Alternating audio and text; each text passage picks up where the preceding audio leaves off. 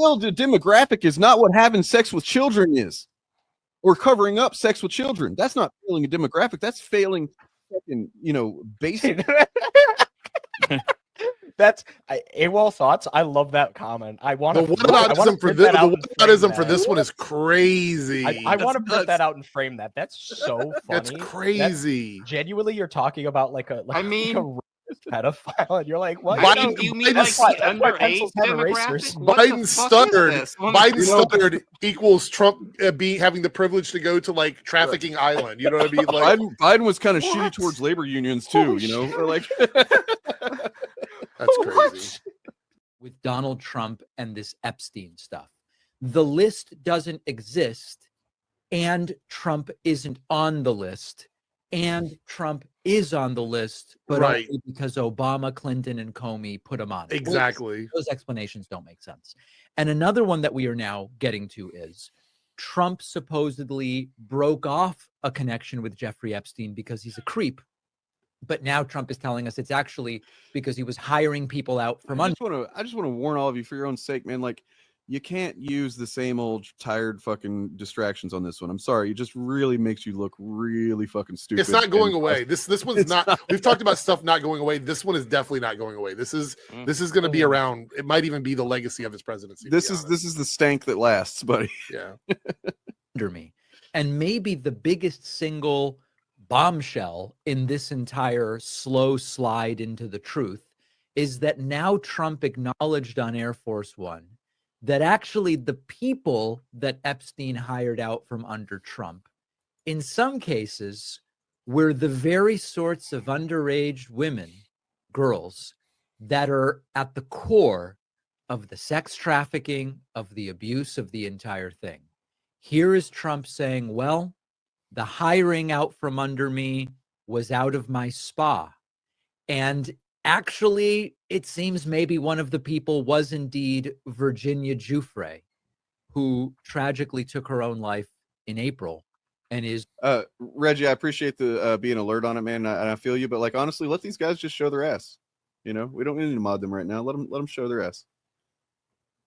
Sort of a key character, victim. I don't know what you would call her in this entire fiasco. Listen to this. Dear God. Mr. President, Epstein has a certain reputation, obviously. Actually, I'm going to put a couple of these on screen while we watch this. That'll be fun. Just curious, were some of the workers that were taken from you, were some of them young women? Were some of them young women? Well, I don't want to say, but everyone knows the people that were taken. And it was the concept of taking people that work for me is bad. But that story's been pretty well out there. And the answer is yes, they were. Oh, yeah. The answer is, understand, Trump's equivocating. Whoa. A lot of the people that were taken were from Mar-a-Lago. Some of the people better, worse. Epstein took from me were underage. In the spa. Yeah, people that work in the spa. I have a great spa, one of the best spas in the world at Mar-a-Lago. And people were taken out of the spa. Oh my God, I've never seen this before. Holy shit. And other people would come and complain, this guy is taking people from the spa. I didn't know that. What an asshole. When I heard about it, he's saying he knew about people complaining about this? Hold on. Did he just say that? Did he just say people would complain that people are taking people from the spa and he knew about this? He's talking about, well, when I found out about it, I said, hey, buddy, don't be doing that, buddy. Oh my God. When he took my underage massage workers from my spa, I was really mad, and I told him, we can't be friends anymore. You can't come in here stealing my underage girls from my spa. But it's the best spa in the world because people get trafficked from it. That's why, right? That's what he's saying. That's exactly what he's saying. I mean, yeah, he wasn't upset that Epstein was a pervert or a sex pest or anything like that. He was upset that his staff were being poached by Epstein, his underage staff that he knew were underage. Apparently, like he just said, you heard it. You fucking heard it. That's the best. And like I said, the best, most charitable. I don't know why I would be charitable to this motherfucker, but he's got brain worms out the ass at this point. And I kind of don't think he realizes what he's saying. You know what I mean? Like I don't think he realizes what he's saying. He's just what he's saying in and out shows a level of disconnect, because it to me almost reads like he's from a culture where this type of shit, oh, this is just normal. We do this shit, you know. He's having flashbacks to it. Like he's like, oh yeah, back then this is what we did. Well, that's why he gets so angry when they're like, "Why are they talking about this? What's so fucking long ago? He's dead? Why are they talking about this?" He doesn't realize. Oh, it's because the thing that is at stake here. The question is literal atrocious crimes, like a mass amount of them in the thousands. Lives ruined. Literally, the woman that gets brought up here in a second, because it's not over yet. It gets worse. I mean, this is a valid question too. I mean, yeah, they had to like vet the people that were working in the spa. He was hiring very young girls to work in what was, I assume, an adult spa. Who was his Ghislaine Maxwell? You know? Yeah. Well, I do want to point this out as well, because I know I'm going to sound like a broken record here because I made this point about conservatism a minute ago, but like the thing is, like, this is what I meant. Like, even as we speak, like the Republican Party in America is trying to like bring back child labor. What do you think is going to happen with guys like this around underage workers? What do you think that's going to entail? Like, just run it through your, like, this is one of the reasons why I'm like so against like young people like needing to work, why we need to have bigger social safety nets. We need to have more support for single parents and disabled people and all kinds of stuff, because like this is the type of shit that fucking happens. You know, and every time you see a Republican go on Fox News where they're like, you know, back in the old days, we used to have kids working. Back in the old days, like the abuse of children was so rampant. Like, it's so crazy. I don't like the maiming of children and working in factories was like a fucking epidemic for a period, you know, like in the early 20th century. It was just, you know, children losing arms and fingers and hands and shit like that. If they lived, you know, during accidents. You're taking our people, whether it was spa or not spa. I don't want him taking people. And he was fine, and then not too long after that, he did it again, and I said, out of here. Hold on. You know, person, does that include Virginia Jeffrey? I don't know. Wait. I think she worked at the spa. I think so. I think that was one of the people. Yeah. Oh my fucking God. And by the way, she had no complaints about us. She had no complaints about us. Look, he's implicating himself in sex trafficking a minor. That's crazy. So wait, he said though, one of the things he said there was that they complained about a guy taking people, and then it happened again, meaning that he didn't do anything about it when he first heard about it. When he first heard this guy was doing it, he did nothing, and then it happened again. I just want to point out before I fucking blame these motherfuckers, I want to point out what you two motherfuckers, you fucking scumbags, are sitting here doing because you're so fucking brain rotten to conservative propaganda. You are saying that even though we have a sitting president admitting to hiring underage females, minor children, to work, do massages, and that they were taken from his place of employment to Epstein's place of employment, and further, you know, exploited, probably, I would say probably worse than what Trump was doing. I would give that, right? But still exploited nonetheless, and fucking abused sexually, raped, okay? To the point where they're traumatized for life, and in some cases, as the woman that he just acknowledged worked for him and was taken to Epstein, killed herself because of this not too long ago. You are saying that, well, you know, left and right both have some issues. Find me when this happened for any Democrat president. Find me find me anything remotely like this for the fucking the executive office of the United States of America. And the find me cover-up that shit. that's happening, the cover-up that is happening as well. You fucking brainless fucking I'm sorry, you're out of here. I just think that's so interesting to look at like an actively unfolding case of like people talking about raping children, and you're just like, well, you know, both sides.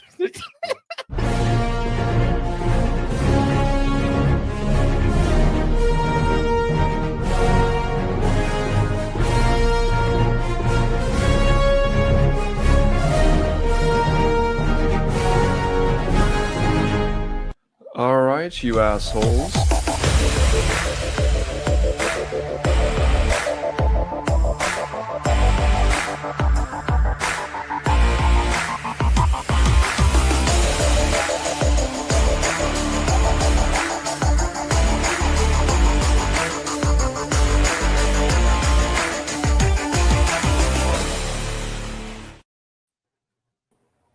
Hey, it's us. Yes. Are we audible?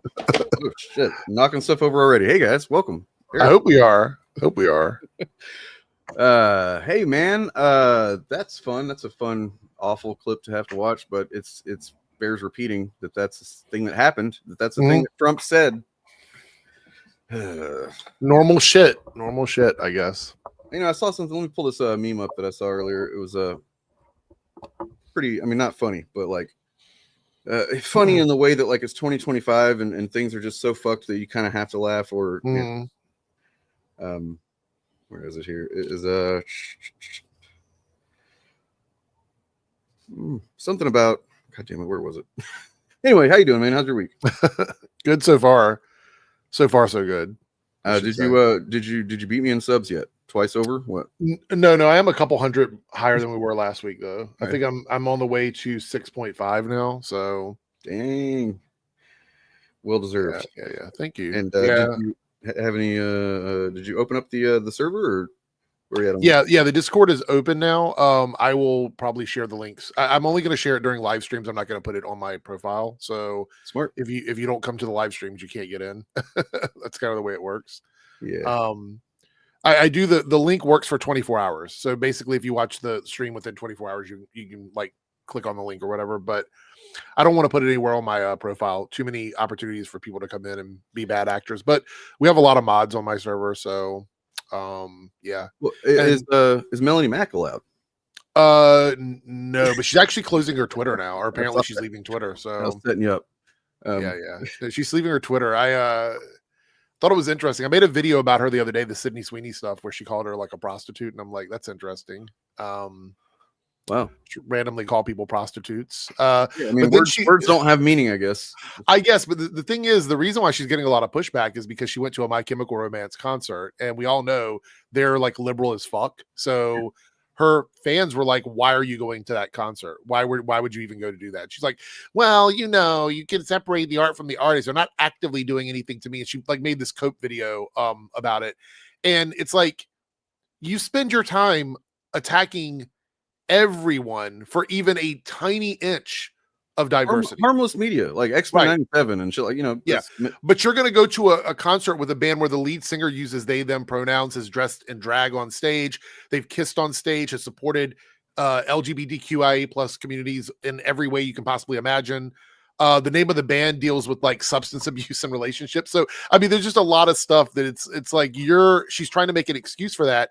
And so her fans, her actual, like, I'm not talking about like us or random people on the internet, right? Her actual fans that have supported her through thick and thin.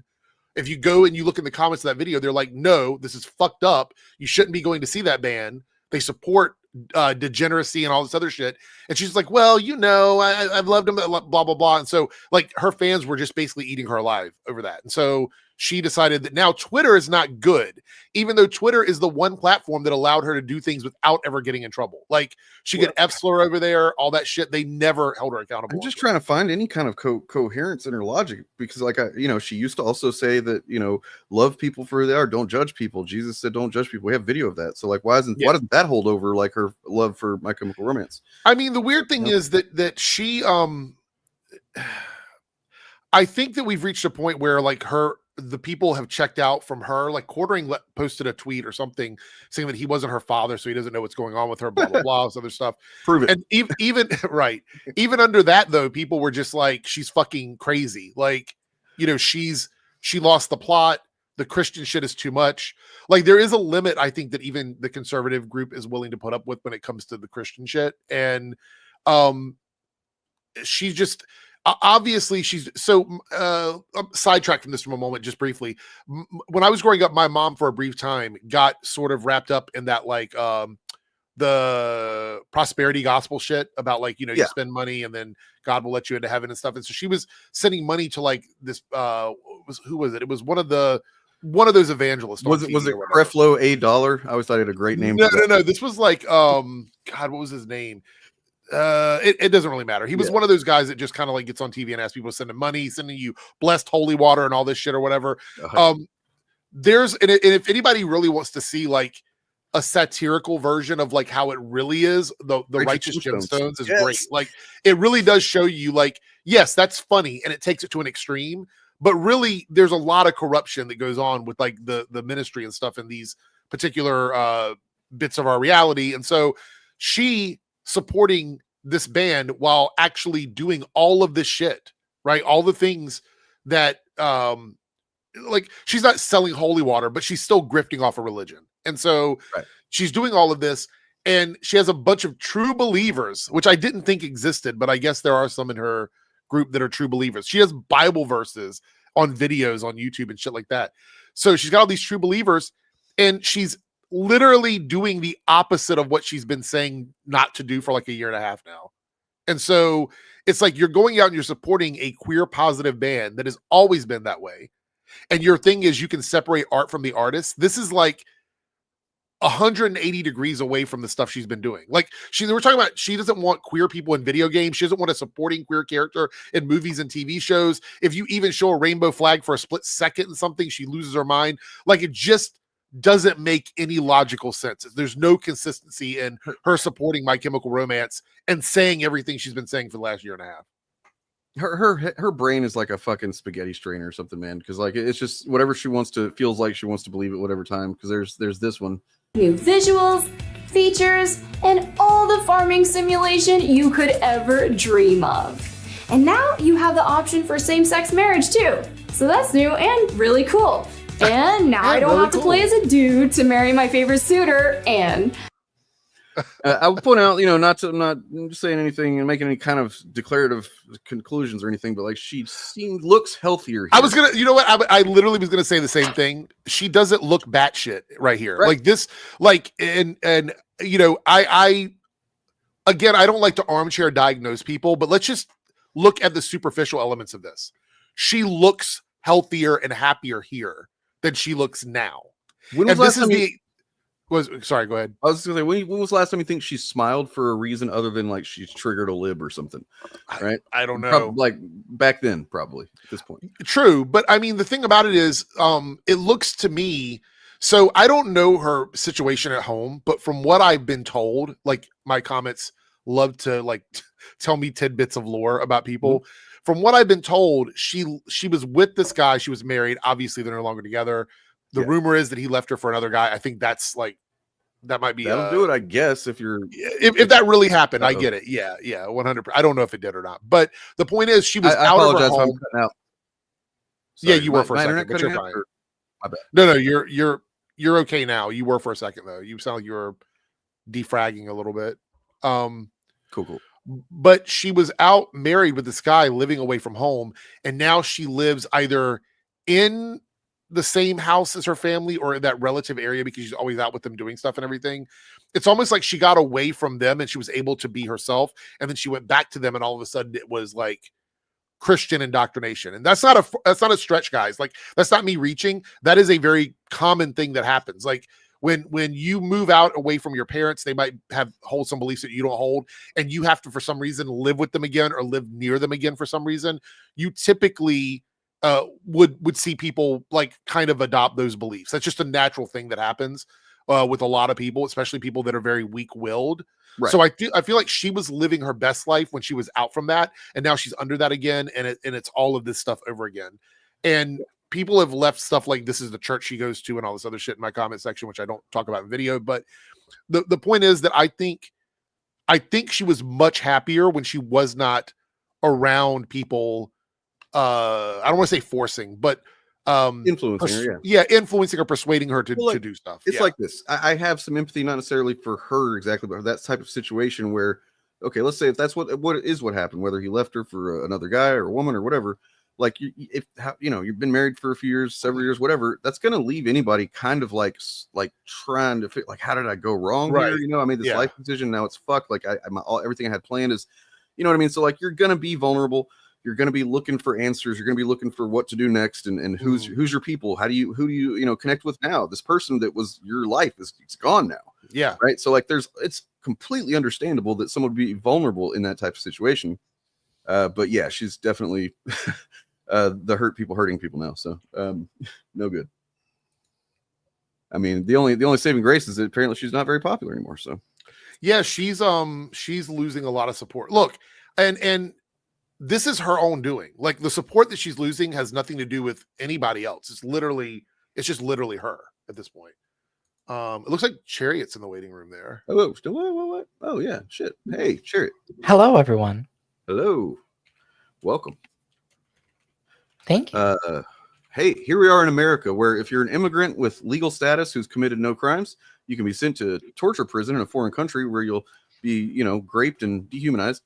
But if you're old pals with Trump and ran a pedophile ring, you get sent to a cushy minimum security prison despite being ineligible because you're a sex offender. America.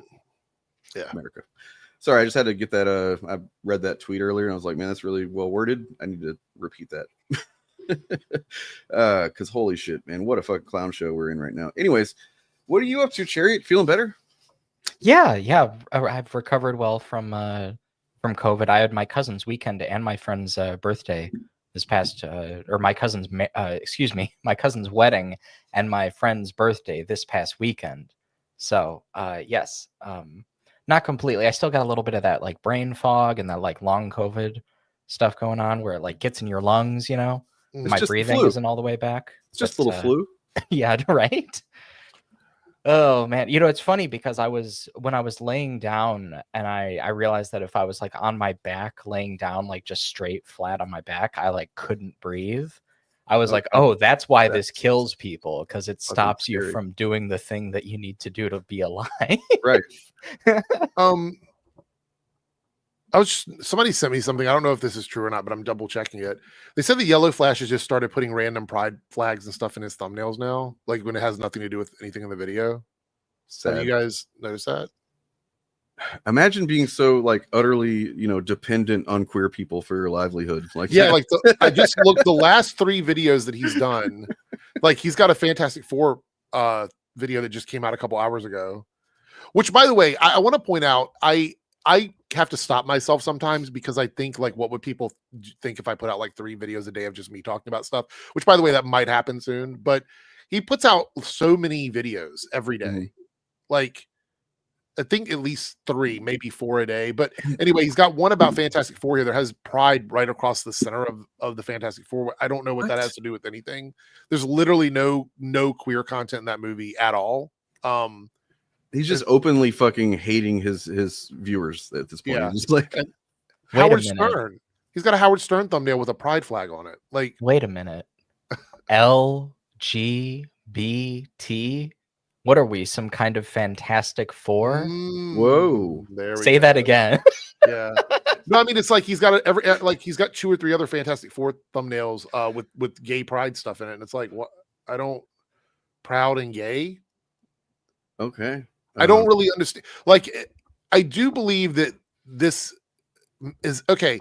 Is this a sign of desperation? Maybe like he's not getting the numbers that he needs to pay all of the people that work for him to make all of his thumbnails and shit like that. That he's got to trick people to click on videos because they hate gay people. Maybe? I'm guessing that's kind of part of it. It might be the play, because I think one of the next big Republican moves in the United States is going to be to go after gay marriage. So yeah, they said they wouldn't. They said they wouldn't do that. They said he wouldn't do that.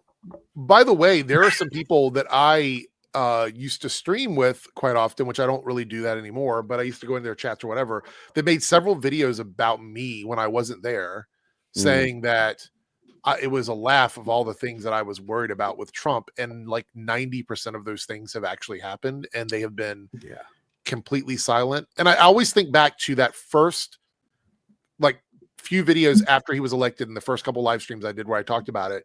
And they were saying, oh, it's the slippery slip shit is just a lie and blah, blah, blah. Literally everything I complained about. Remember the trans thing in the military when I said that like there was 100% chance that he's going to do it again because he tried to do it in his first term. It was literally the first thing he did the first time. And it was the first thing he did. Right. Yeah. And he did it again. And so they laughed about that.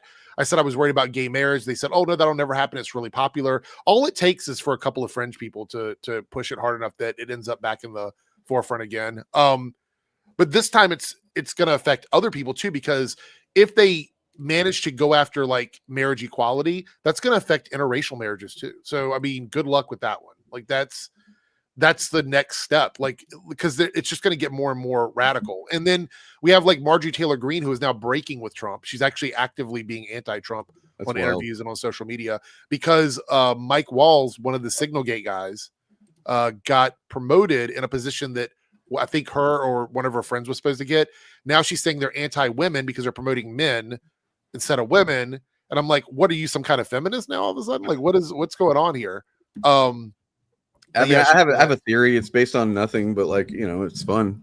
The powers that be, as in like Murdoch and the other rich corpo fucks across the globe that have decided that Trump, after the big beautiful bill, he's outlived his usefulness, and they've started doing the Epstein push and everything.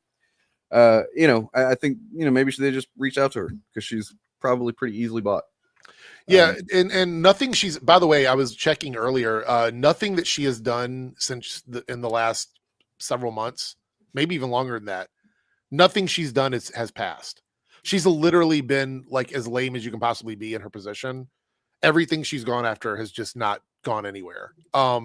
Like trying to make English the quote unquote official language of the United States. All these things were just performative things, and she couldn't even get those done. So she's literally just taking up space. She's not doing anything.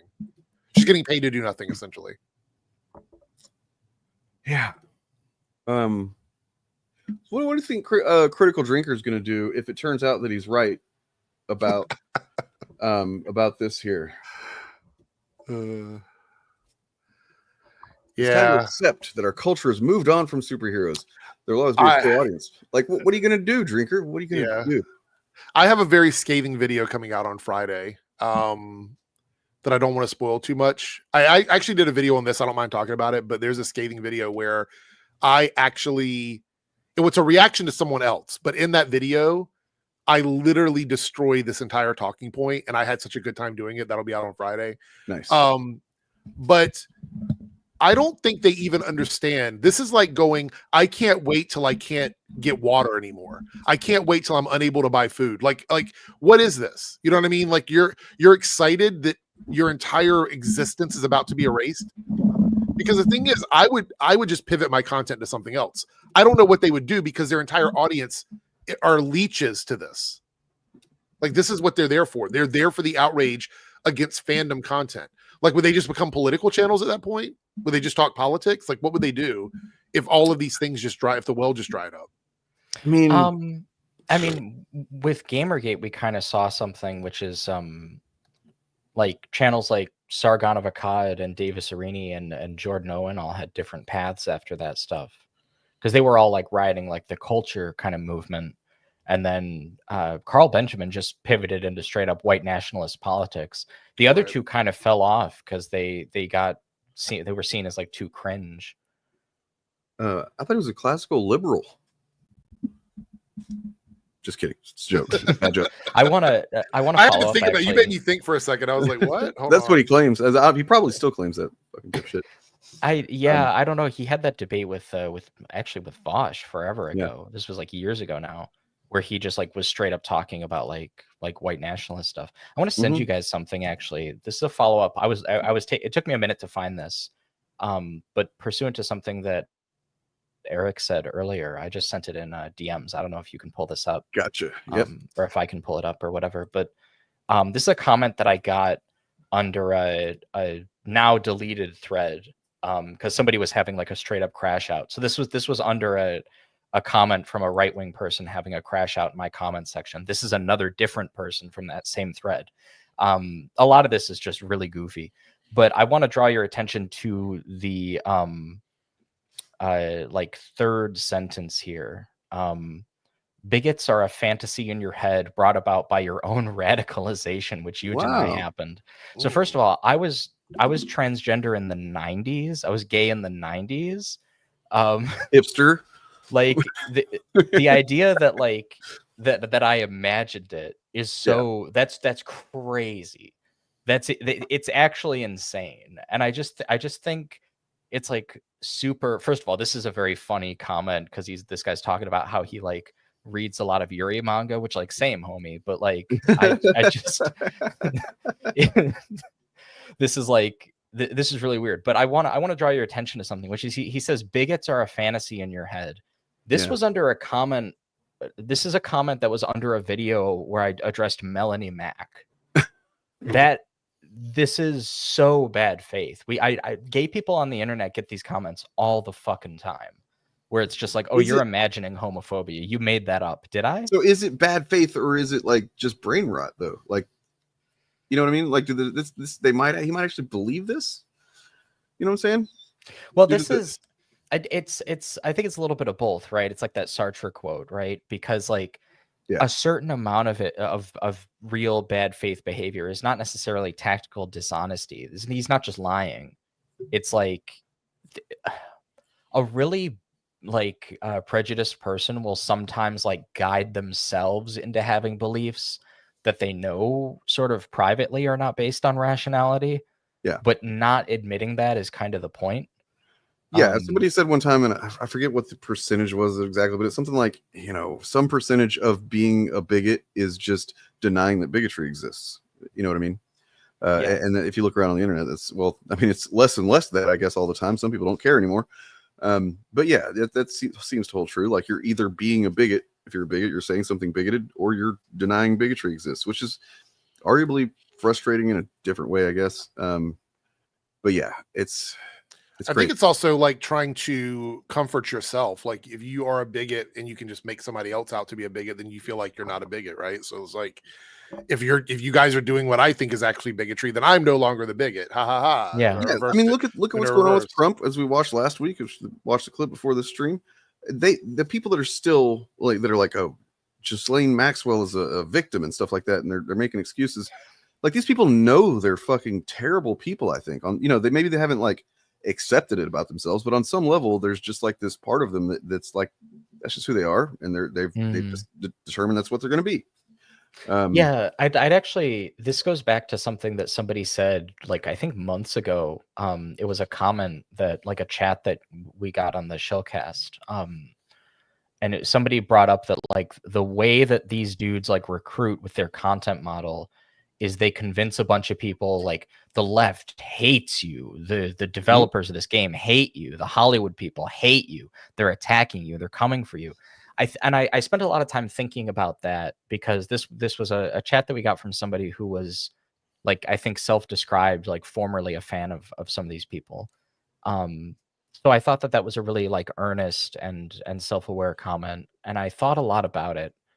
And the connection that I made, I was reading Ursula Le Guin. She has this line about like becoming aware of bigotry, and she said something like, from the moment that you become aware, you can no longer in good faith deny what's happening. And from that point on, if you're not against it, then you're going to feel like you're colluding, basically. And I think that there's a certain degree to which the content model for a lot of these guys is basically like playing into that idea that in noticing the injustice, you will sometimes feel attacked by it, by being party to it.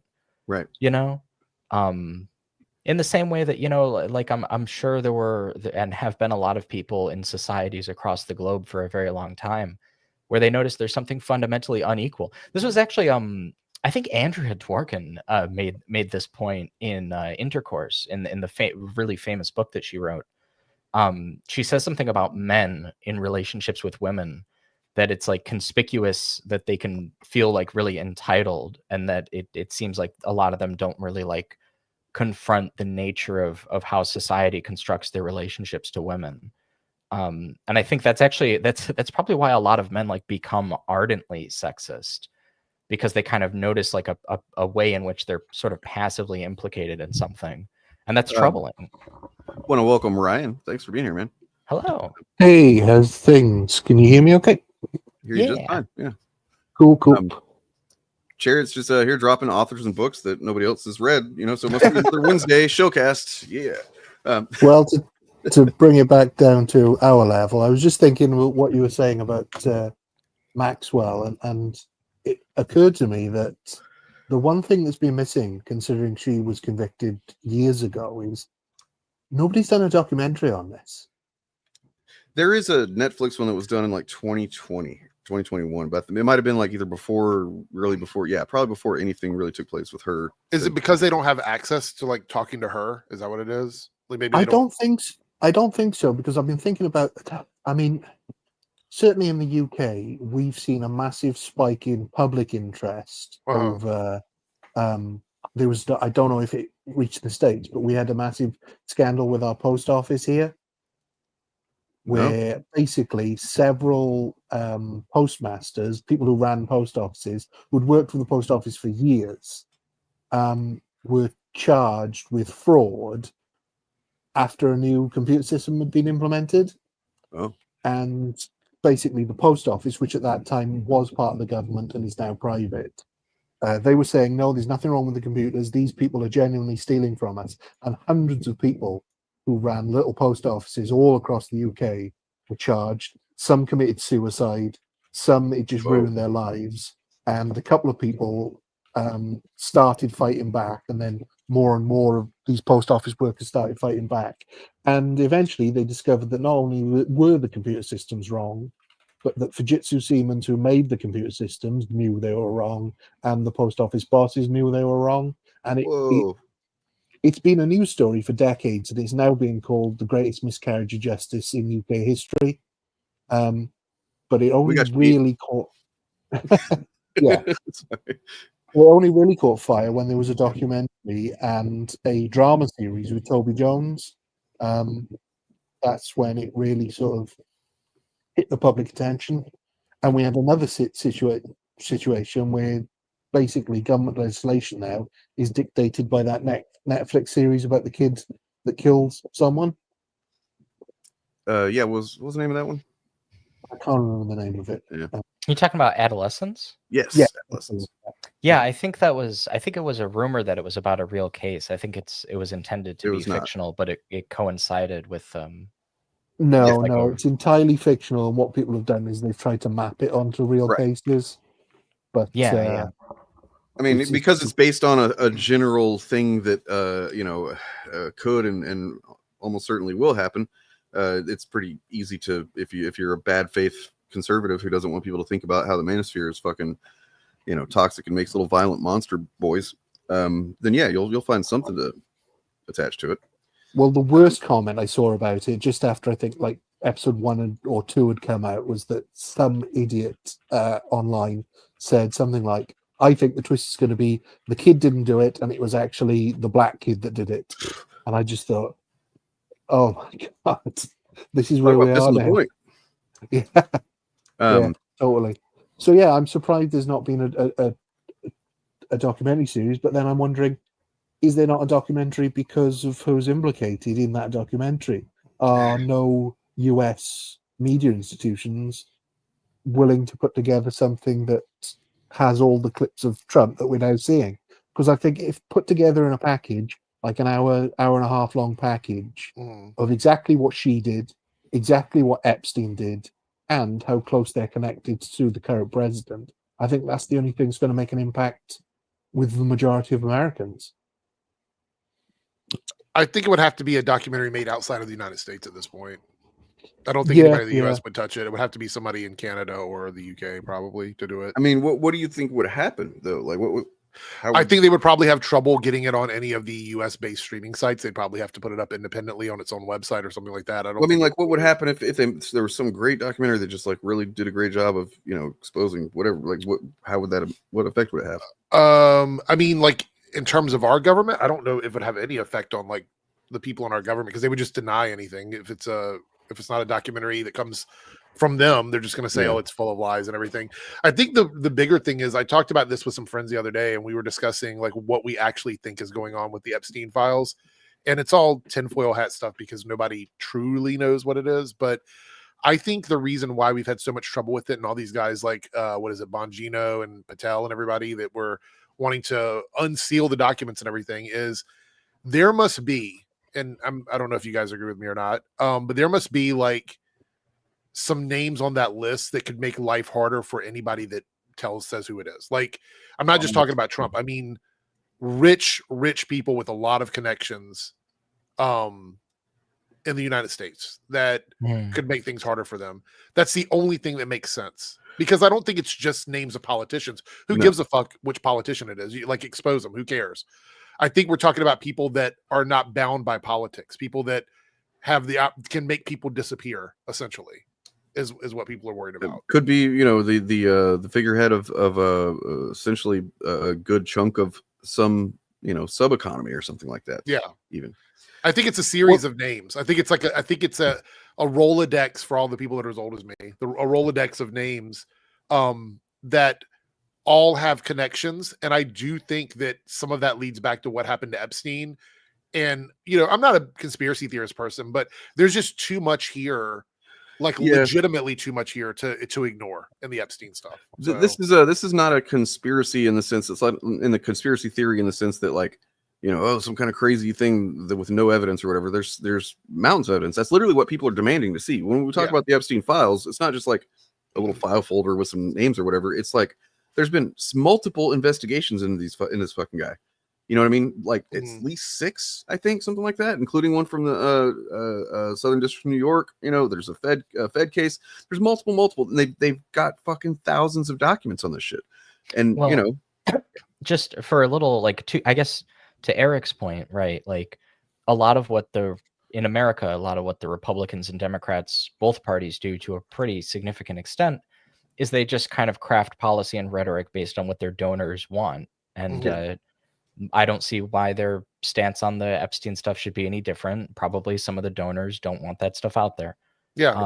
I think, I will say, Eric said, though, I think it goes a little bit beyond that even. It's not just the donors, it's the silent billionaires that we don't ever hear about. Like, we've always talked about how these right wingers with big social media platforms have backers, and nobody knows or nobody can know who they are. But if those are the people that are also named on the Epstein list, of course they're going to shut people like Bongino and Patel up, because they know that they will eventually leave government, and what happens then? Right. Well, let's think about it a little bit. We know Benny Johnson recently seems to have you know, gained, you know, fucking couple million subs in a short amount of time, despite not having the views to support that. We know that Benny Johnson has in the past. He was part of Tenet, and he accepted, you know, money from Kremlin funds via RT operations going on here or in Canada, I guess. And that he's completely willing to just say nonsense, you know, if he's paid well, right? Or I imagine not say certain things, right? So he is one of the ones who's been kind of trying to massage the whole thing, and as Maxwell being a victim. That says a little bit right there. Don't know what. I don't know why. I don't know. You know, and it's curious because I don't think Nerdrotic or any of these guys have talked about this at all, right? I think Geeks Jeremy on his other channel has tried to not talk about it while talking. I kind of want to look at that right now. Actually, I want to see what kind of tactic he's been taking there. Yeah, it's interesting because he's sort of trying to talk about the craziness while also glazing Trump, which is such a bizarre. I don't know how you can sit on that particular fence. Okay. So before we move on, again, it took me a second to look this up. So do you guys remember when Kevin Spacey got outed as a predator? He did this really weird thing where he did, I think it was like an Instagram live where he, like, ostensibly the purpose of it was he was like responding to the allegations, but he did it in his House of Cards character, like as the character from the show. And he had this mug, and people were trying to source this to figure out where it was from. It's had a date on it and like a certain design, and the text on it, I looked it up. I finally found the picture of it. It says, throughout all my life and with all my heart, I shall strive to be worthy of your trust, Her Majesty Queen Elizabeth II. And what's interesting about that is I believe Kevin Spacey is in the Black Book, and I believe Prince Andrew is also implicated in the Epstein stuff. And just finding out about that years and years ago was one of those things that kind of drove me a little insane for a while, because I was like, wait a minute. So the British royal family is heavily implicated in that stuff as well. Yeah.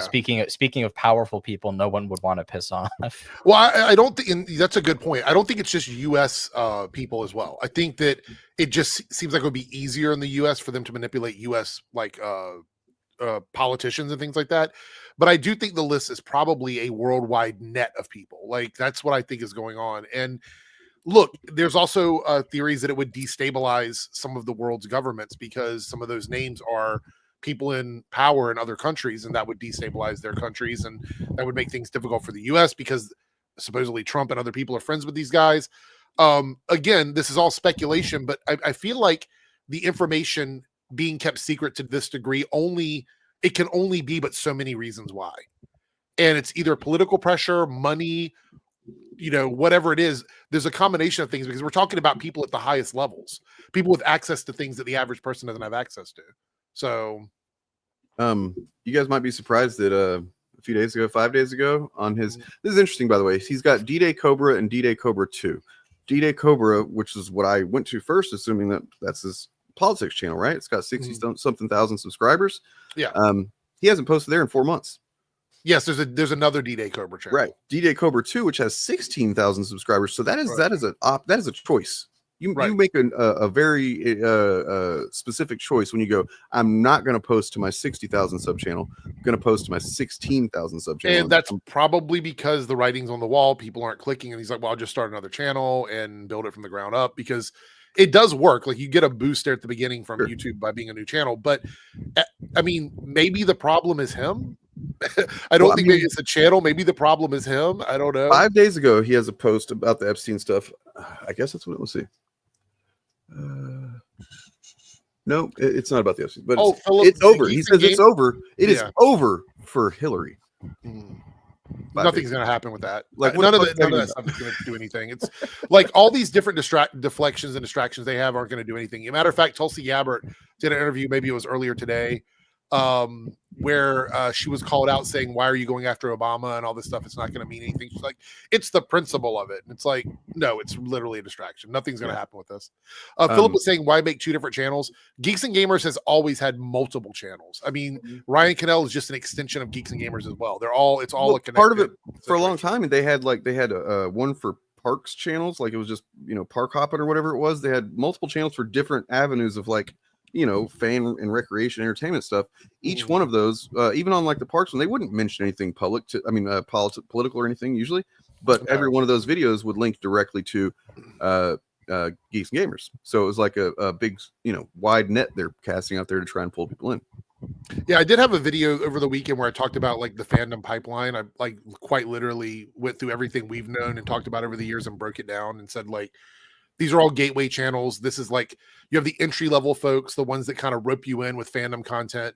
And then they process that into like slightly more conspiratorial things. And then the end goal is to end up in front of like Matt Walsh and channels like that. That's like the end goal for all of it. So yeah, it's so surprised. Geeks and Gamers is literally, they have all the stages. Like they have the entry level stuff, the mid-level stuff, and the end game stuff. They have all the stages of radicalization on their channel. So, or in their network, I should say.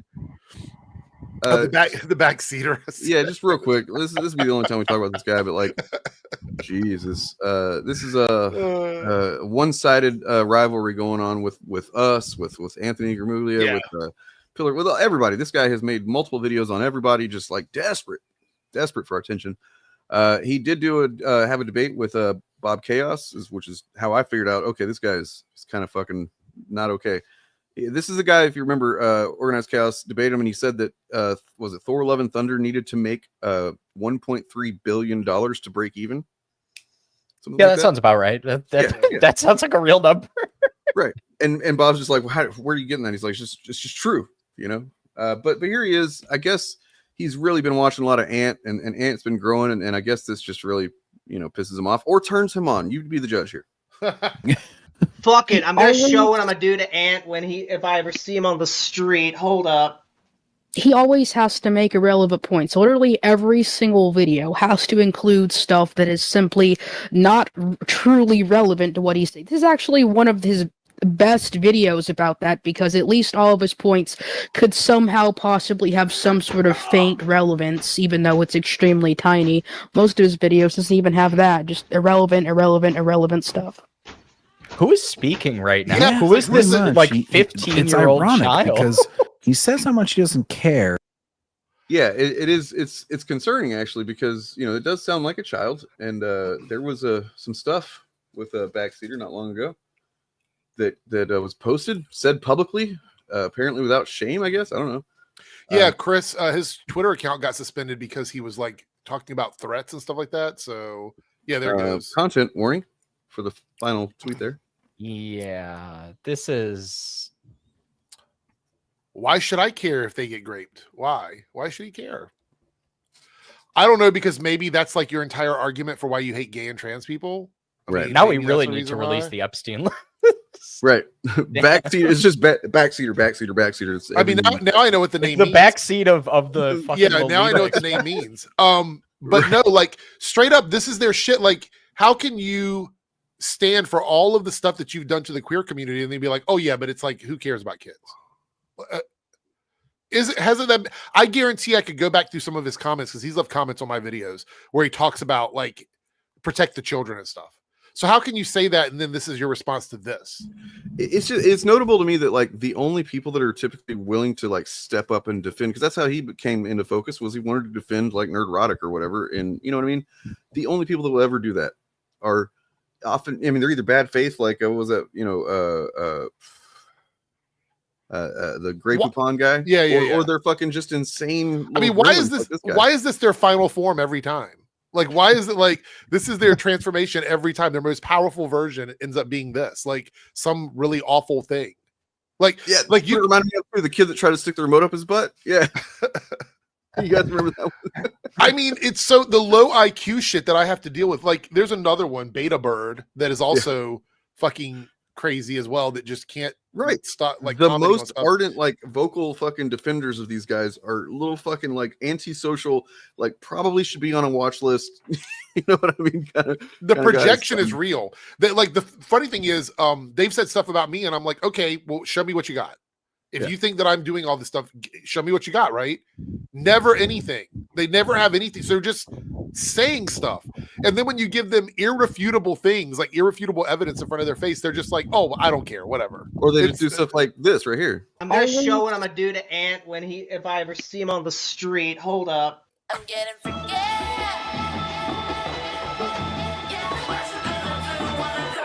I'm getting forget. Yeah, I'm a freaky crazy.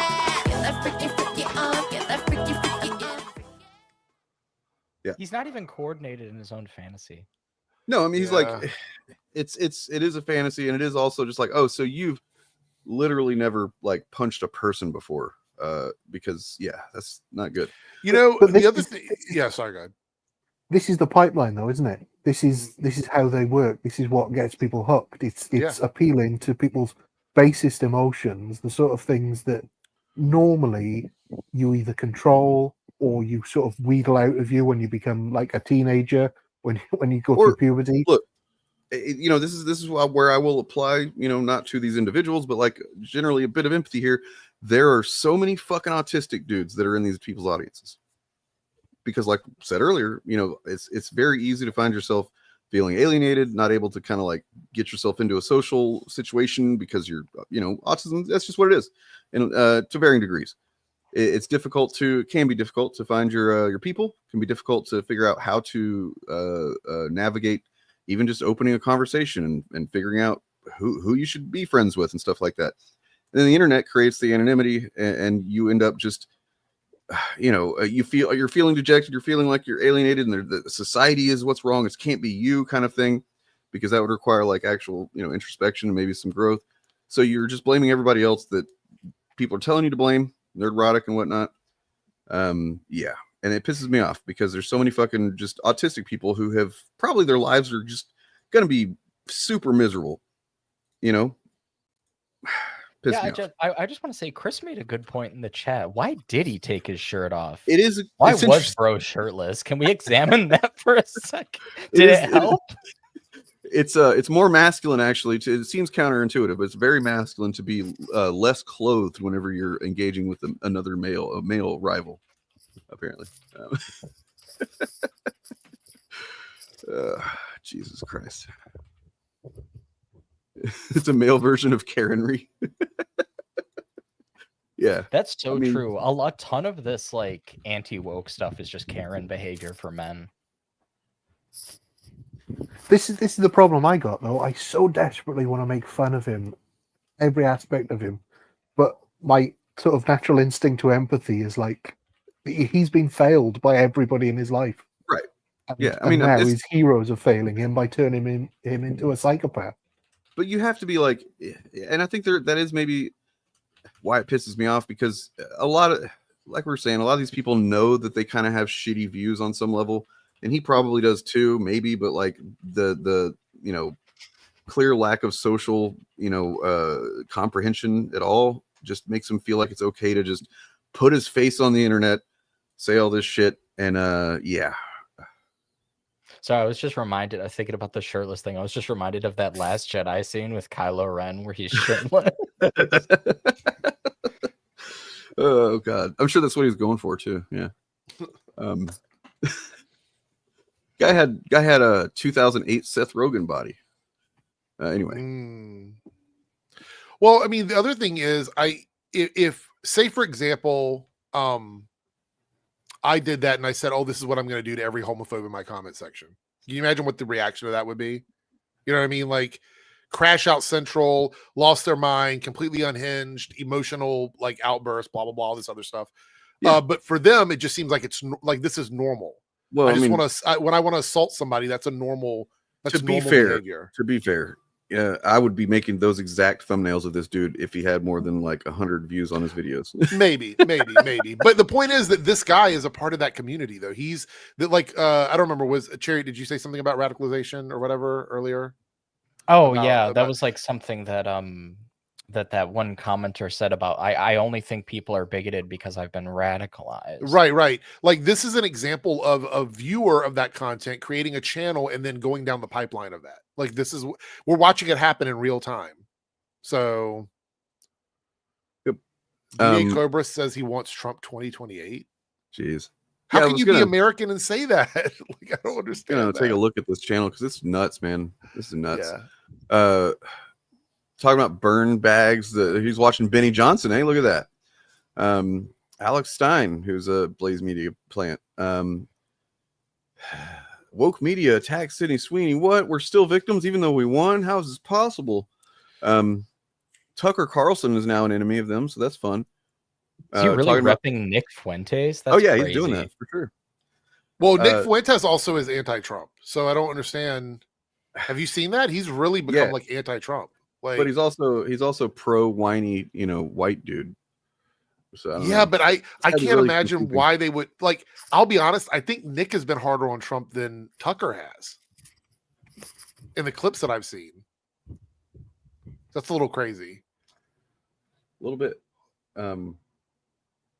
But the fact that Nick and Tucker are both against Trump should be a big red flag for a lot of people that followed them down that pipeline. I mean, he posted this, so You know what I don't understand is how are you supporting someone that has not even made an official position on this? Like Sydney hasn't said anything about it. Like I'm not defending her at all. I'm just saying, did she ask them for support? She apparently registered as Republican at one point. I did see that. But is that enough for them to be like, yeah, we're throwing all our support behind her? Or is it because she's goon bait for them? I think both. You think so? Yeah. I mean, she's been goon bait for them since she appeared on SNL, so they've loved that side of her. But now they find out that she was registered as a Republican. Like, what was it when she was like 18? Yeah, which means it was 20. Her known right-wing conservative family might have maybe had something to do with that, because until she, I mean, I'm not going to defend her either, but until she has made a statement on it, and to be honest, from her actions, I mean, she was in that Euphoria show, and her next project is playing a a lesbian boxer. Right. So, I mean, they made that movie where she was a nun that's basically designed to trigger conservative, Yeah, I mean, I think phenotypically she's appealing to them, but I think that's where it ends. Like, I think they find her attractive and they can objectify her and stuff. I think that's where it ends, though. I think it's all surface level. She hasn't said anything that's triggered any of my alarms, and yes, her family is probably very conservative. Again, I'm not defending her. I'm just saying she's not done anything other than this American Eagle ad that even makes me question. Here's what tips me into thinking that she's kind of grifting them a little bit is in May 30th, you might not remember, she started selling soap that contains her actual bathwater in it. Yes. Yeah. And that makes me think, she's maybe a little bit more savvy than anybody's really giving her credit for. You know what I mean? Like, that's I don't know. Yeah, and Go Party Time here talks about Sydney hanging out with Hunter Schafer. So, I mean, yeah, well, they were both on Euphoria, right? Yeah, I feel like this is one of those things where I don't want to jump in front of all of this and be like, yeah, fuck it, she's not awful, whatever, because then tomorrow she could be awful. You know what I mean? Like, I'm not going to do that. But she's not done anything to make me think that she's purposely doing this stuff, which could still be bad. But if American Eagle set her up for this and she's just like, I've already been paid for the ad, I'm not going to do anything about it, because she hasn't said anything about this. I actually I just hit you guys with the plug in the DM in the group chat, but it's from US Magazine. There's a quote in here that says, Sydney thinks this whole thing has been blown out of proportion, a source exclusively tells US Weekly. Okay, so she did speak out. Okay, cool. She's focusing her energy on work, including being back on set with her Euphoria family. Production on the long-awaited third season of the HBO show, in which Sweeney plays popular high schooler Cassie Howard, began earlier this year. So she's on set probably all the time right now. So I mean, the American Eagle public comment that I saw seemed very disingenuous. Yeah. There might be, of course, some conservatives working at American Eagle. I wouldn't assume that about her. Well, yeah, I read it like this: Sydney Sweeney has great genes. Is and always has been about the genes, her story. Like. Well, look, the only thing I could say for them to get ahead of this, and this would be like a 1-2 punch for them, because they're getting hit by people that are like, this ad is insensitive or whatever, and the conservatives are backing them up, is if they have a person of color like in the next ad and it says she has great genes and it's some celebrity, black celebrity, someone diverse, a gay celebrity, something like that. If they do that, then that would soften the blow of like the backlash they're getting, but then conservatives would be like, we fucking defended these people and now they're stabbing us in the back. They're bending the knee for the woke mob. You know what I mean? I want to draw attention to the inherent paradox of the whole thing, which is that she has great genes. If the implication is she has great genetics, then you buying their fucking genes isn't going to make you hot, because that's she's got that shit, right? That's a good point. That is a really good point. Yeah, like their marketing is based on, it's just inherently nonsensical. Really, I don't think I don't know. It's obviously been taken way too seriously and blown up. But yeah, if American Eagle as a company aren't particularly politically affiliated one way or the other, then I would do exactly what Eric said next, or even go as far and have a trans woman model there next. Yeah. Have Hunter Schafer that way, all of the Republicans who have rushed out to buy American Eagle jeans in order to now have to burn them on camera, Ryan. Now have to burn them, and they get all the liberal audience, and they can say, "See, we told you this wasn't what you thought it was," and they double dip then. And then they do their Confederate flag collection next year, and then everybody goes back to it. So. American Eagle does have terrible clothes sketching. Right. That's why I was like, why are people still wearing American Eagle? It's the most fucking basic milquetoast brand in the world. It's so bad.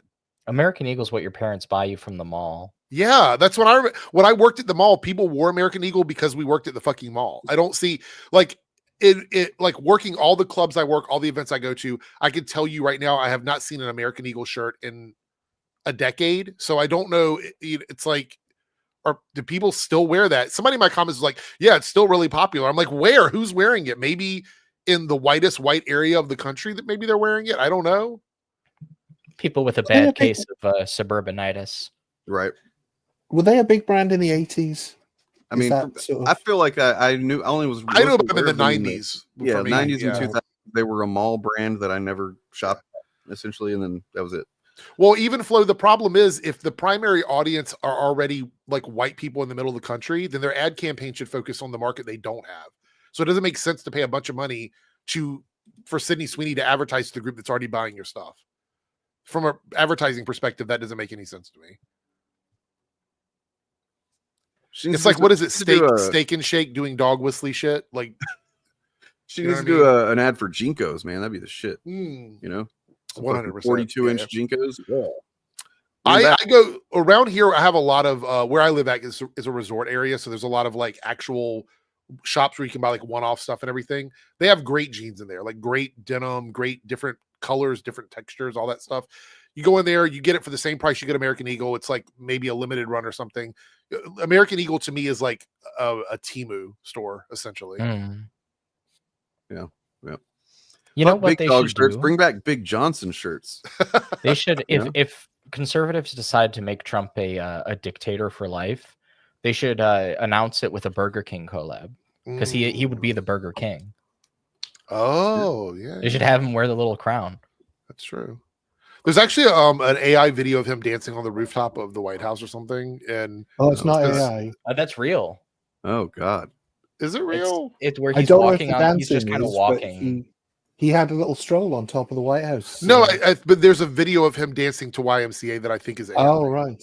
I think that was AI. I think there is a real Trump YMCA video from a long time ago, but I don't think it's the White House one. Yeah, this one is the one of him where he was walking on the roof, but it has him dancing to the YMCA, and I think that was the AI portion of it.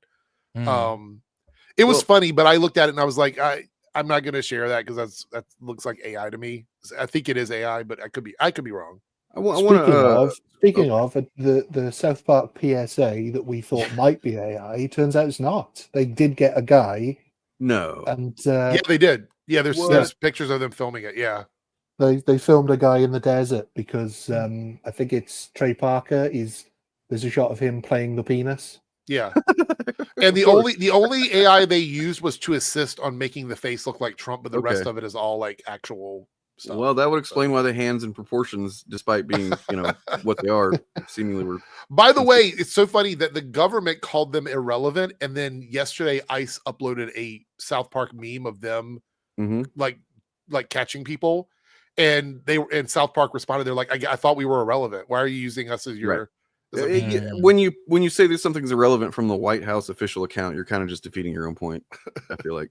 I do wanted to draw people's attention to something awesome that you should check out, especially if you're a fan of stand-up comedy, and especially if you are a fan of comedy and you fucking hate how the Rogan people are all over the place.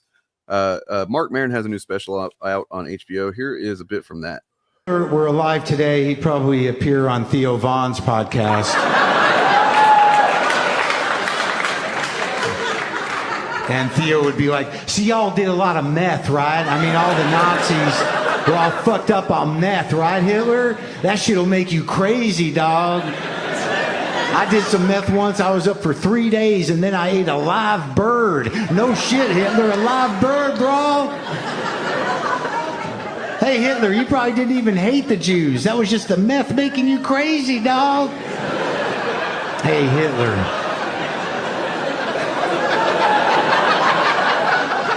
Do you want to apologize to all the Jews right now on my show? No? I get it. And that's just one bit. It's fucking hilarious. The tone is dead on. Yeah. Good impression. Yeah, really, really good. Mark Maron is underrated. I feel like the world would be a better place if he was in the position Joe Rogan's in. I'd say that.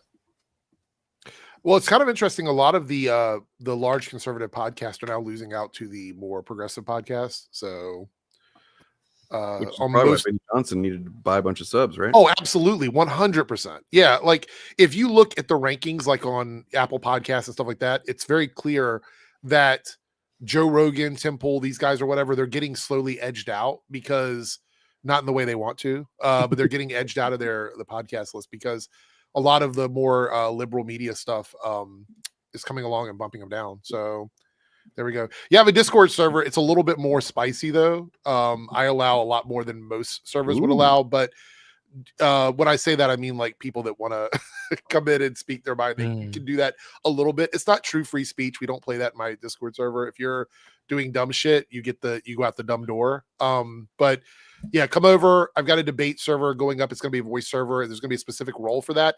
So you can come in and you can ask to debate about something, and then I will give you that role and then give you a time to join me on that channel. And then we can do that over a voice. So I can control the conversation a little bit better. Yeah, it's going to start probably sometime in the middle of August. So hopefully we'll have some people coming on and trying to challenge me because I'm really good at what I do. So we'll see how it goes. But yeah, we'll test that out. And I think, Dane, you said you'd like to see how that goes. So maybe we could do something like that here on the Shillcast or something along those lines. So yeah. I wanted to mention, you guys were talking about there's like liberal podcasts that are starting to eclipse the more like conservative, like shithead podcasts. I saw one recently go kind of viral where it was and I think these ladies were on The View. They're the I Had It podcast ladies. Oh yeah, the older ladies. Yeah, they're great. Yeah, Jennifer Welch and Angie Sullivan. They've got almost 1 million, just even on YouTube, they've got almost 1 million subs. And they're these two like boomer liberal white women. I don't actually know if they're boomers or Xers, but I watched one of their episodes and they were like almost like Fed posting about like the Democrats. You've got like liberal moms yeah, no, they're great. And the good thing about them is that they say it in a way that speaks to the community that would watch that kind of content, which I think is really good. They don't make it too complicated, so I think that's really cool. They got great clips I love too. them. They're great. Yeah. So as the stream title suggests, I had a couple of things regarding and they kind of overlap a little bit. Critical Drinker and Mauler, EFAP, whatever. I mean, well, it's just Mauler, right? Like really that's what it is. And then the thing's called EFAP, but it's just everybody knows it's really just Mauler and then his hangers on, right? Seems like yeah. None of them have really managed to break out on their own. I mean, they're never invited onto Friday. No, I guess I've seen Rags on Friday Night Tights before, but yeah, the other ones, I don't think so. I wonder if that's because on EFAP he tempers their most abhorrent views. He's saying watches them. Mm-hmm. So yeah, we talked about the Critical Drinker already and how he's how can he possibly want superhero movies to be over, because that would be bad business for him. But he's actually got a little bit of a backlash happening currently against him, which is curious to see. Let me find that shit. Yeah. There is a YouTuber by the name of Ranting for Vengeance who apparently his audience thinks that Critical Drinkers, he's just not fucking, extreme enough for them. Yeah. And so we've got here some choice comments about Critical Drinker after hearing what Drinker said about this movie, and then was talking about Fantastic Four or Superman. Right. I'm thinking the Drinker is sold out. Oh no! Definitely paid off. Nobody watches Critical Drinker anymore. Nobody. I love the hyperbolic nature of that. I like the Kratos avatar there. Yeah, that really makes it for me. In the Christopher Judge voice. Nobody. I love how these guys have to come up with like a reason why, like, there's views on these videos, so people saying things that we think are really stupid and woke, right? Like, how are their views on this? It must be bots or sheep. That's it. They have to narrow it down, and I guess we do that too, to a degree. But I mean, the guy's got a point here. There are masses of sheep, but like these guys are some of them. These are the sheep. They're the guys. They don't. Yeah, it's the sheep. It's the sheep not recognizing the other sheep. They're looking around. They don't see them. Where are the other sheep at? Who are the sheep? How many like rakes do these guys have to step on in terms of following these grifter content creators? Like, at what point do you go, okay, well, I've stopped watching Critical Drinker, I've stopped watching like Geeks and Gamers, I've stopped watching Eric July. Like, how many? Just How many times do you have to kick yourself in the nuts? Stop it's kind of like I've stopped doing cocaine, I've stopped doing meth, I've stopped doing heroin. Now I'm just doing bath salts, and bath salts are the shit, you know. To counter the argument that the drink has sold out, no, he hasn't. He would sell out in a second if any of the major studios paid him to do what he wants to do, which is make his subpar action films. He'd be singing their praises all day long. If Disney came to him and said, "We want to do a 25 episode series about Ryan Drake," he would sell out immediately. He would scrub all of his old videos. I actually think all of these guys would do that. I think all of them would do that. Well, yeah, look at Nerdrotic. Desperate to be access media while complaining that everybody else is access media. Boom. Wow. Dropped it on. And that is a segue into another. So you notice there's two types of critical drinker fans. That's kind of hyperbole. I just thought it would be fun to say that. I was going to say, here's one. This is one type of critical drinker fan. And the other would be, well, I'll show you in a minute. But Rainbow Cash, booze money. Okay. Disney probably paid him like Amazon paid him for Fallout. It's crazy that like he can't. It's not that he just can't have a different opinion. Otherwise, there's some kind of fucking corruptive influence happening. Yeah, I mean that's the thing is like I've already established in my videos. At least I've said this before. It's okay to change your mind or to have a different opinion. You just need to be but transparent about it. You know what I mean? He created these people. That's why they like this. Yeah. No, you're right. This is the monster you made. It's literally your monster now. You know what? This just clicked for me. But like when we call these guys grifters, we always get a lot of comments where it's like, "Oh, you say that they're grifters just because you disagree with them or whatever." When like the point is that like there's a certain low effort perspective that you can spam to social media to get a few easy views here and there. Yeah. And depending on your audience and depending on how you spin it and depending on what your social media presence is, you can get a lot of AdSense off of that stuff depending on the channel. And I just think it's interesting that like, you know, when we point that out, which is verifiable, like anybody with a YouTube account knows like how the monetization thing works. If you're monetized, like, you know what AdSense is. It's not a mystery, you know, but like, then like these guys will just turn around and when they disagree, they'll call somebody a grifter. But it's like some conspiracy about like Kathleen Kennedy put a handful of money like down my shirt and now I have to say that the Acolyte is good or something. Right. Yeah. I completely blame their lack of knowledge on classic films, because if you watch The Music Man, the first half of that tells you what a grifter is. Harold Hill tells the people exactly what they want to hear, fearmongers over the thing for no reason other than he's trying to sell them another thing. I mean, that's the blueprint that these grifters still use. You fearmonger, you point out who the real enemy is, the enemy you want it to be, and then you get them believing exactly what you want them to believe. And then if you have a change of heart, they throw you under the bus. Mm-hmm. Yep. They have a lot of these guys just have basically just white privilege and probably, you know, to them that they think that's just makes them I don't know, unable to be influenced negatively or against their will or whatever. So they don't realize that the parasocial effect of watching YouTube videos. There's studies have done on this. It's a reason why like Spotify is now incorporating videos on their fucking platform. Because video over anything else allows people, if you're not aware of it, if you're not mindful and cautious of it, you connect more because you're literally a person's talking to you. They're telling you the thing you want to hear. Right. And it can create a parasocial effect that, grifters have used, you know, varying degrees of success. There's this post that I've had it in my possession for a while. I don't think we looked at it whenever it first came across me, but this is in the Critical Drinkers subreddit still. Yeah, I'm not surprised. From the Wolfenstein 2 game, this picture here. Game is supposed to depict a dystopic nightmare future. Streets are clean, buildings are pretty, crime is low. Yeah, and there's Nazi flags everywhere. Right. I mean, like you're leaving out a very important detail. Yeah, But I mean, people notice it. The people in here notice it. Progressives are quivering in disgust and terror right now, and they don't know why. They literally kill his mother because she's Jewish. Like in the game, it's canon to New Colossus.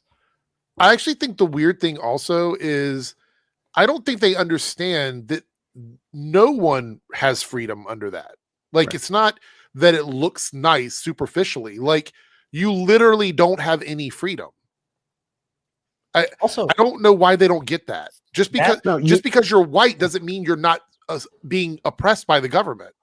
No, you don't have freedom because the government is forcing you to go out and keep the streets clean. Yeah. I mean, there's just layers to this where it's like you do understand that even if you're a white person in that scenario, you are still going to be oppressed by the government. It's just like, what's his name, Connor from the Jubilee thing, where he's like, well, I wouldn't be part of the group that the authoritarian would kill.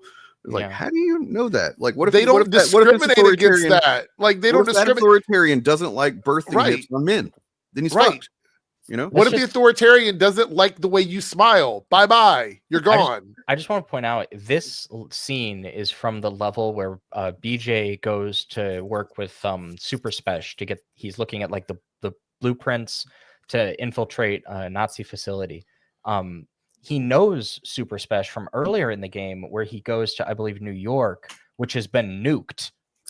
Those streets are very dirty. They're radioactive. They would love that. It's like he's climbing over like radioactive like skeletons and sewage water in the beginning of that level.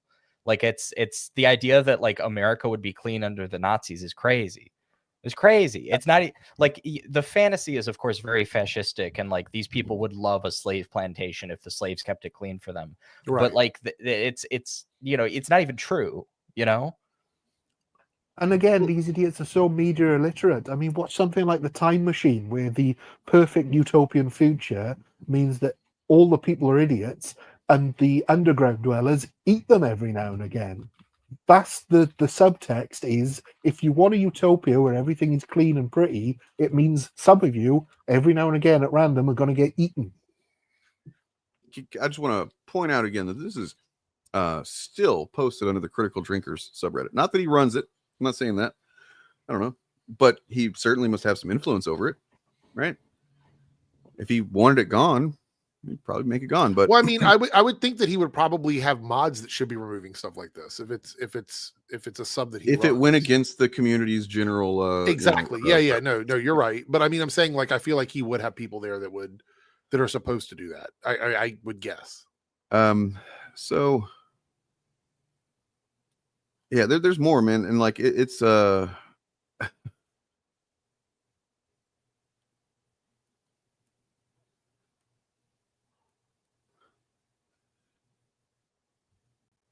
the Philippines why they have no homeless. I also want to point out that there is, and I need to probably do a deeper dive into this one, but there's been articles about how certain sites have bots on them, like how many bots are present. I don't know that every single person responding to this is a real person. You know what I mean? Yeah. Like, not that it makes it any better. It's still like, it still promotes the post, but like, how many of these are people that really feel this way, and how many are people that are just normalizing it through bot commands? You know what I mean? This is why I call liberals evil above all else. You do not bring misery on every ordinary person. Ordinary, so many weighted words in this shit. Yeah. Person in your society, only to blame it on people you brought in. The next step is making sure everyone is equally poor and dependent. I hear it was a big point why in Soviet Russia, most of them were quite happy living below the poorest people in the poorest European countries. They saw that everyone else is... What? No, Soviet Russia had the same fascistic tendencies. People lived under the boot. That's why they were, quote... Is this guy implying that, like, the Soviet peasants enjoyed, like, the famine? Why not? Doesn't the famine rave? Come on to the famine rave. Like, let's not eat and dance all night. You know what I mean? Like, what the fuck? To be fair, there's a couple people in here pushing back, and it's like, dude, you're not in the right community, man. You just need to get out of there at that point. Yeah, like if your community is posting this is not the place to be. But to what you were saying about bots, Eric, I saw an article just today that says apparently the internet has reached tipping point where more than 50% of interactions on the internet are now with bots. Yeah, I'm not surprised. So it renders the internet irrelevant as soon as he gets to, I think, 50%, because it means you don't know what's true and what's not at that point. Yeah, true. But I mean, what are the who's making the bots, who's buying them or whatever, who's programming them, what's the goal of the bots, right? That's the big question, right? That's the one. Probably the people in the Epstein files, if I had to guess. It's all connected. It's all connected together. I saw another thing. I don't know if I can't remember where I saw it, but like 70% of Twitter is now bots. Yeah. Which is just insane. I literally don't even on Twitter now. I have gone through and I only follow accounts that actually post things that I want news on so I can bookmark it. Outside of that, and I don't even go outside of my following page. Like there's a For You and a following tab. I don't even go outside of my following page anymore. It is like the worst shit, which is why Melonie Mac's crash out about Twitter is so funny. She let bots cancel her off of Twitter. Yeah, she got canceled on Twitter by bots. That's pretty fucking funny. That's fucking great. But I mean, just in line with all the butter consumption, I guess. I mean, I don't know if Blue Sky or Threads is any better anymore. I know Threads has kind of relaxed their restrictions, so people are getting kind of chuddy on Threads now. I haven't really seen too much on Blue Sky, but no, I haven't seen it on Blue Sky. Pretty roundly rejected their efforts a while back, so I'm sure they went and like, we'll do Threads instead. It's also Blue Sky is structured in a way that makes it harder to like bait engagement because like once somebody blocks you, it's like over. Yep. So like, and then people under the post can't see it either. So like, if people get mad enough at you, people will just kind of like leave you alone. Yeah. When I first saw that, I was a little bit annoyed by it, but then I thought, no, that makes sense because by not showing the blocked message, you can't go over there and interact with it, which means that message doesn't get artificially amplified in the algorithm. Yeah. So it's a pretty genius way of reducing that sort of fake outrage or outrage mining. I'm appreciating the messages in chat from Squint God. I know. I would watch that Jesus Christ versus Trump. I know. I saw that. Yeah. The only Jubilee I ever watched for sure. Actually, did you see that Cenk is on a Jubilee now? It's like one populist versus 20 Republicans and Democrats. Just we had Sam Cedar and then we had Mehdi, and I'm like, okay, cool. So at least we're getting some decent representation in that fucking shit and then show. Cenk gets on, and there, then like, Cenk gets on. I'm like, oh no, okay. He's well, a bloviator. Yeah, I think Mehdi's experience is going to put off most liberal figures who aren't there to get famous. I actually think that if Jubilee wants to garner any sort of goodwill about what happened, they need to stop booking the same idiots on there. They need to get a different variety of people because I've noticed there's a lot of samey people in the lineups, and they need to get rid of some of those guys. Yeah, there's especially the fascists. Maybe get rid of the fascists. They could just replace like half those guys and probably be all right. Yeah, like there were one or two of them that like, yeah, their politics were egregious, but they weren't like completely psychotic. So if you swapped him out, didn't he say that he's like, I don't debate fascists because what are you debating at that point? You know what I mean? Like that, and you know what, he said that, and it kind of validated our opinion on this. I don't know if all of us hold that opinion. I mean, Dana and I have talked about it, but like I have a line on who I'm willing to talk with, and if you're somebody that's just into fascism, like we're not having a conversation. You know what I mean? In order to have a conversation, there needs to be the basic foundational agreement that, for one, that you're going to be sincere, and two, that you believe that, I mean, basically, that you're not, I'll let you just define it how you want to, but yeah. Jubilee, Crawling Chaos, I looked into Jubilee. I couldn't find anything that definitively connects them to stuff, but here's the thing that's kind of weird about Jubilee. We know who owns Jubilee, like we know the person that actually runs Jubilee, but their employee list is almost 100% secret. Like we don't know who works for them. Mehdi talked about how he had to sign an NDA before he did anything, and he can't talk about. He literally had to. He was talking with the Bulwark guy, and he was like, "I can't talk about that because that didn't happen in the cut that was uploaded." Basically, oh yeah, he said there was a ton of other racist stuff where they were saying stuff to him that Jubilee edited out. Yep. Yeah. And that basically, if it's doesn't make it into the final edit, then he can't discuss it. Right. And I know Sam Cedar said that if he ever went back and did it again, he would sign the NDA after the recording, not before.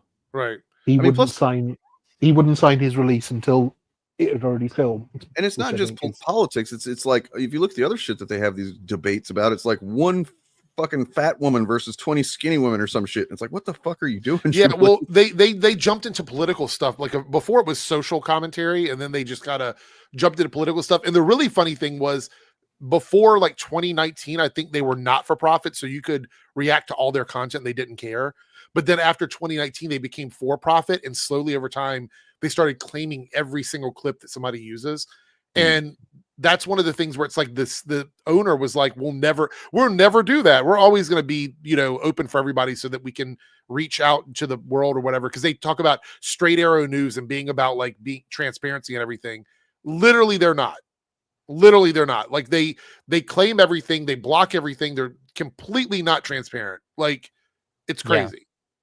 Well, it makes sense then that they've gone for the more sensationalist approach, because if you're not being spread on the internet virally, then you have to do it with outrage. So I think they'd be doing even better if they just let people react to their clips. Like it would help them even more. I don't know why they're so against that. You know what I mean? That's what makes me think that there's some other, agenda at work there, right? Because they want to control their image. The same reason that like Eric July would, want to have you on his debates right now, and then he would only, he'd make you have shitty audio on his stream and stuff like that. I don't know. It just seems a little bit fashion inclined to me. Got no direct evidence of that, but so I think it's pretty clear that like the Ripiverse, and then Critical Drinker, what are they working on, like their 4th or 5th revision of Rogue Elements or some shit, and they are also talking about making more little short films in the same little thing. This is where losers go, right? Like it's for bitter, envious, kind of probably, if not, they might not be talentless, but they don't have the drive to work on their craft kind of people. You know what I mean?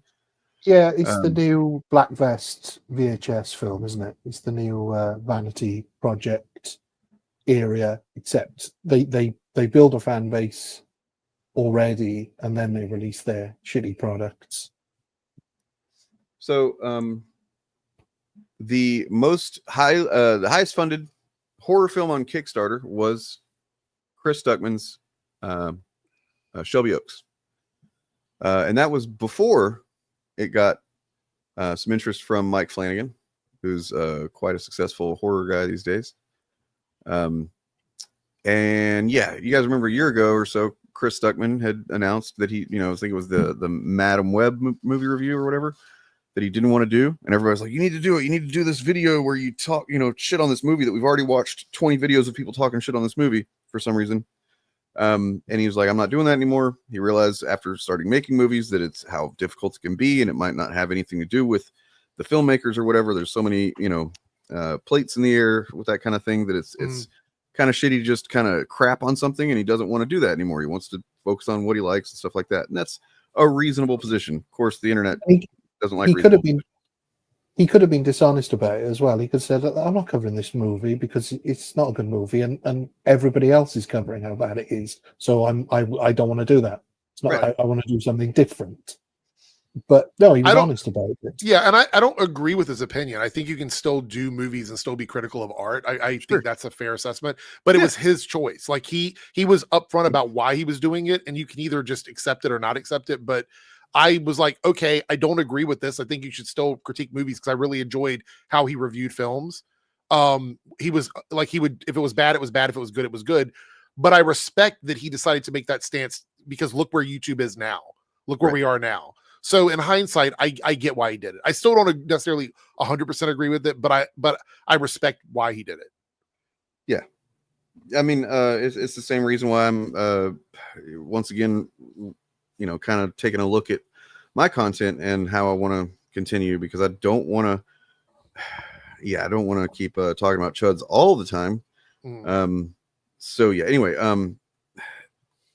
sorry, I had a message just pop up and I got to kind of respond to this. So I don't know if you guys have something you want to talk about before I... I'll just say the same for my channel, is that I tried making reviews of bad films early on and I just didn't enjoy it.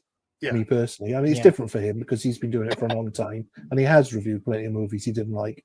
But I made the decision early on. I thought there's enough people talking about why movies are bad. Why not introduce people to stuff I like? Because I like talking about the stuff I like. And I think that's sort of Eric, with you and the CW shows, you could have easily picked TV shows that you hated to trash every week. Yeah, but you want to talk about stuff you like. Yeah, and I've tried to keep my Reloaded channel specifically for that, like just things that I want to talk about, things that I enjoy talking about. And I've been doing that for a while. And I saw somebody commenting, they're like, "Oh, you know, the channel's not doing as good as your Debunks channel." Well, there's a couple reasons why. Number one is that channel is from like 2007. It's an old channel, so YouTube doesn't promote it. That's just a fact. That's why people start new channels.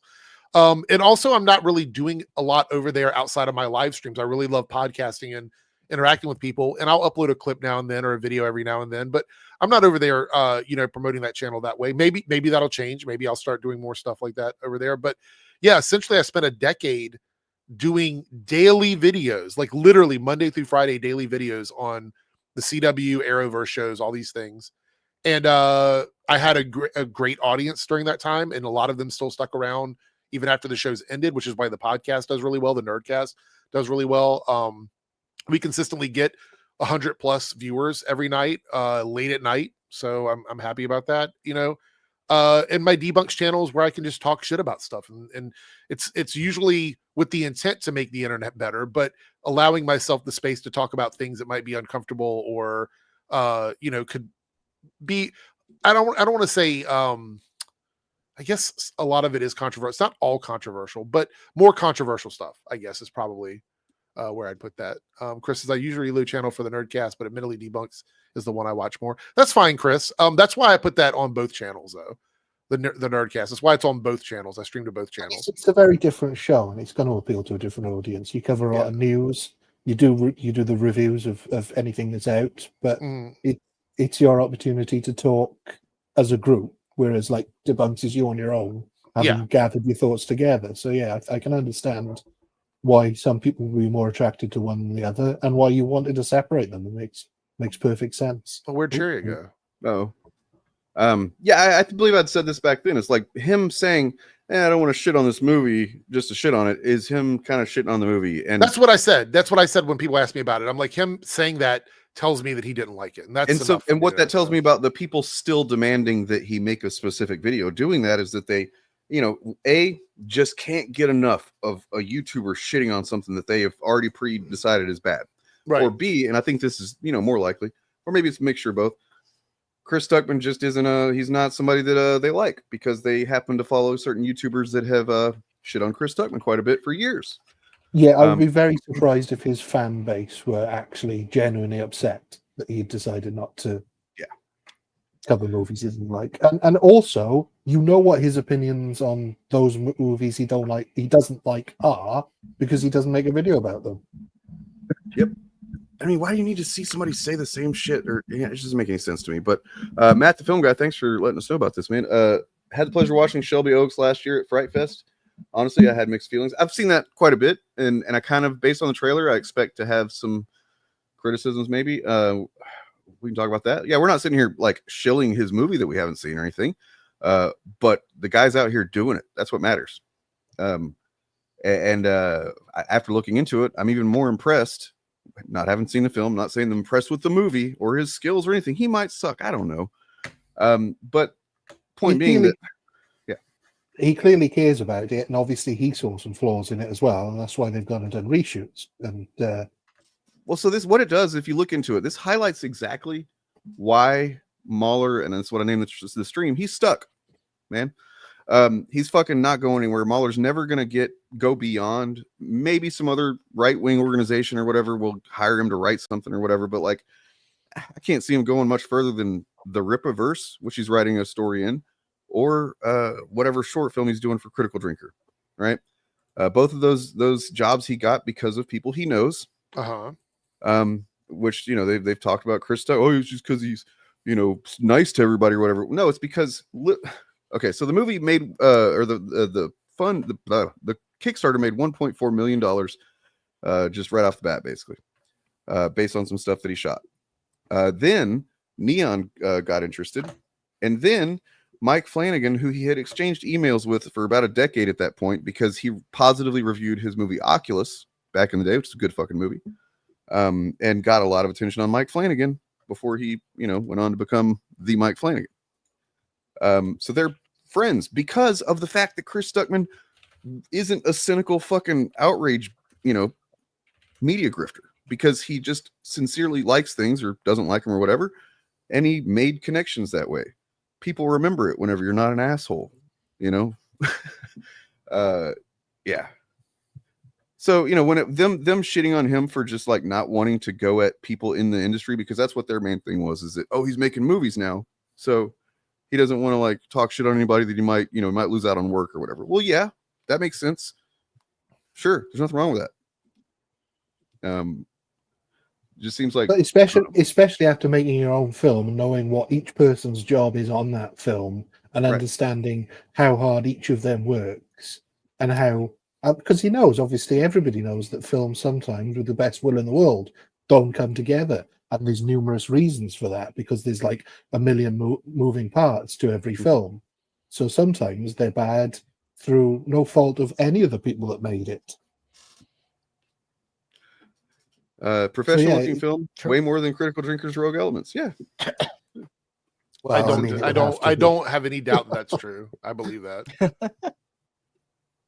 Well, and here's the difference as well. Obviously, Chris Stuckman had an idea of how much money he would need to make the film. He probably thought about it. He had written it, obviously. He knew what he was doing at every stage. He didn't just go out, ask for a sum of money, get more than that, and then think, oh, what do I do with this pile of money now? Oh, I'll make it longer. He shot it for like, I think 16, 17 days. And then down the road, Flanagan got on board and was like, no, you need edits here. So he took criticism. That's one thing. Flanagan was in the editing room with him for a couple of days, brought on his composers that he uses for that. And then I think they shot some new scenes to like add some more horror stuff or gore stuff or something. I don't know.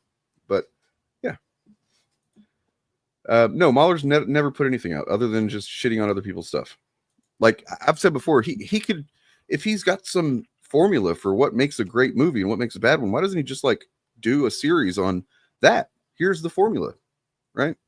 Because he doesn't actually. He's just saying shit as it comes to his mind, depending on whatever he's watching. Well, and that's the secret, right? We've kind of touched on this, but he's just CinemaSins. He's just kind of like a more mean-spirited CinemaSins. That's just kind of what EFEP is, and also just like way longer and more tedious, and there's a ton of tangents. But it is that live stream format, which people like. People like live streams because it gives you a sense of like community and stuff, and it's a little bit more engaging with the creator. I get that, but yeah, and I don't know.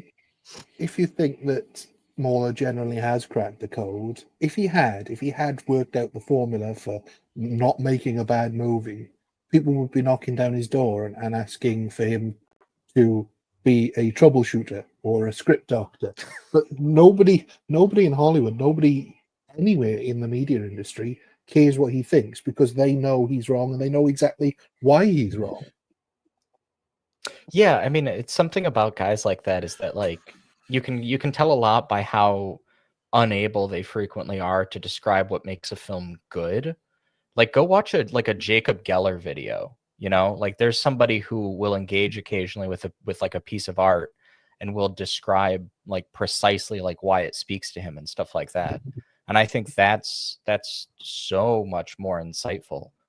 There's a lot of YouTubers who do stuff like that, or even like YouTubers who talk about how stuff works. EFEP is named after every frame of painting. Right. Obviously, it's for them. It's every frame of pause. I know what they mean by it, but not even original title. Like, everything is a play on something else, right? Well, it's and the whole concept of every frame of painting is that like every small moment of a film comes together in this sort of beautiful way. A really good film is constructed laboriously, so you can watch those videos and get a sense of like, here's a little editing technique that combines with this other technique in the camera work, and then the actor does this, which has this significance because they blocked this scene this way, and the set is constructed like this to give it this sense when they do this shot. I mean, I've said this before in a video, but like if that was what Mauler did, I'd have real respect for that, But I just don't know. It's like to occasionally be reacting to something to be like, so first of all, half of their arguments on EFAP are just them not knowing shit. Where they just like kind of performatively act confused about something and then act like there must not be an explanation. How do you build stuff underwater? Right. Well, I have to say, I watched that. I think it was the Guardians of the Galaxy one, but the YouTuber SK did a video response to EFAP that I thought was like really on point about the third Guardians of the Galaxy film. And there's a scene where the EFAP guys don't understand why Star-Lord runs back for his Walkman, and their argument is that it doesn't make sense because he is supposed to kind of have moved past that in his character development based on how far he's come in the films.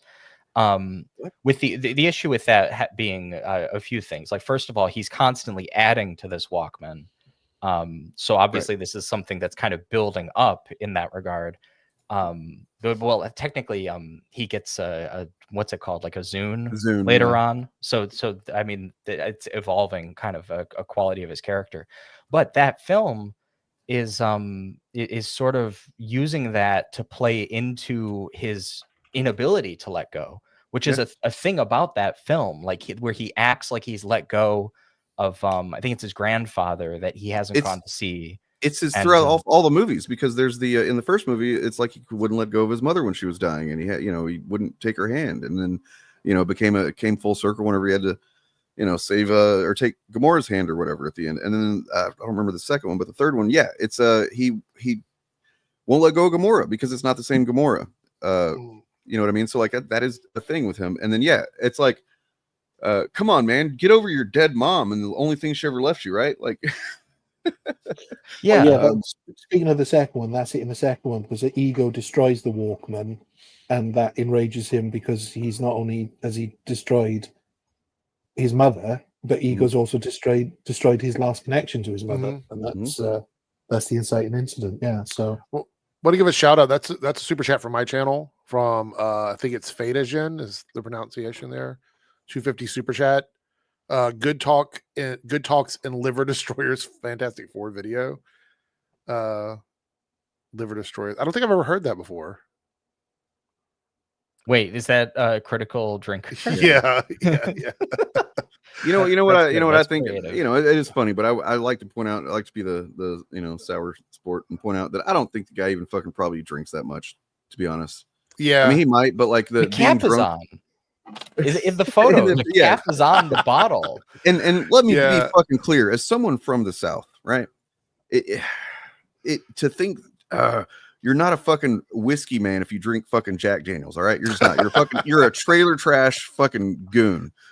That's the only people. I see comments about Eric July. I actually haven't even made a video about Eric July in probably 2 months. I don't remember the last time I talked about it. Maybe here when we discussed him, when people like to come in and be like, "Oh, you're talking about Eric July again." It's like, I feel like this is a joke here.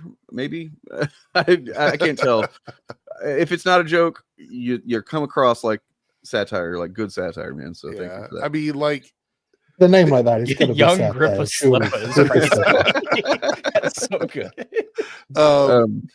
No, I mean his channel is like he lost another like 2,000 subscribers. Like it's just whatever. Like, but here's the secret critical drinker law is that he's got to be the most self-loathing Scotsman I've ever seen, because he loves everything American. He claims to be a big drinker, but drinks Jack Daniels rather than Scotch. Drink the drink your fucking country's named for, man. It's right there. Branding is right there. Branding cohesion. Come on. It's a very basic kind of vibe. Yeah.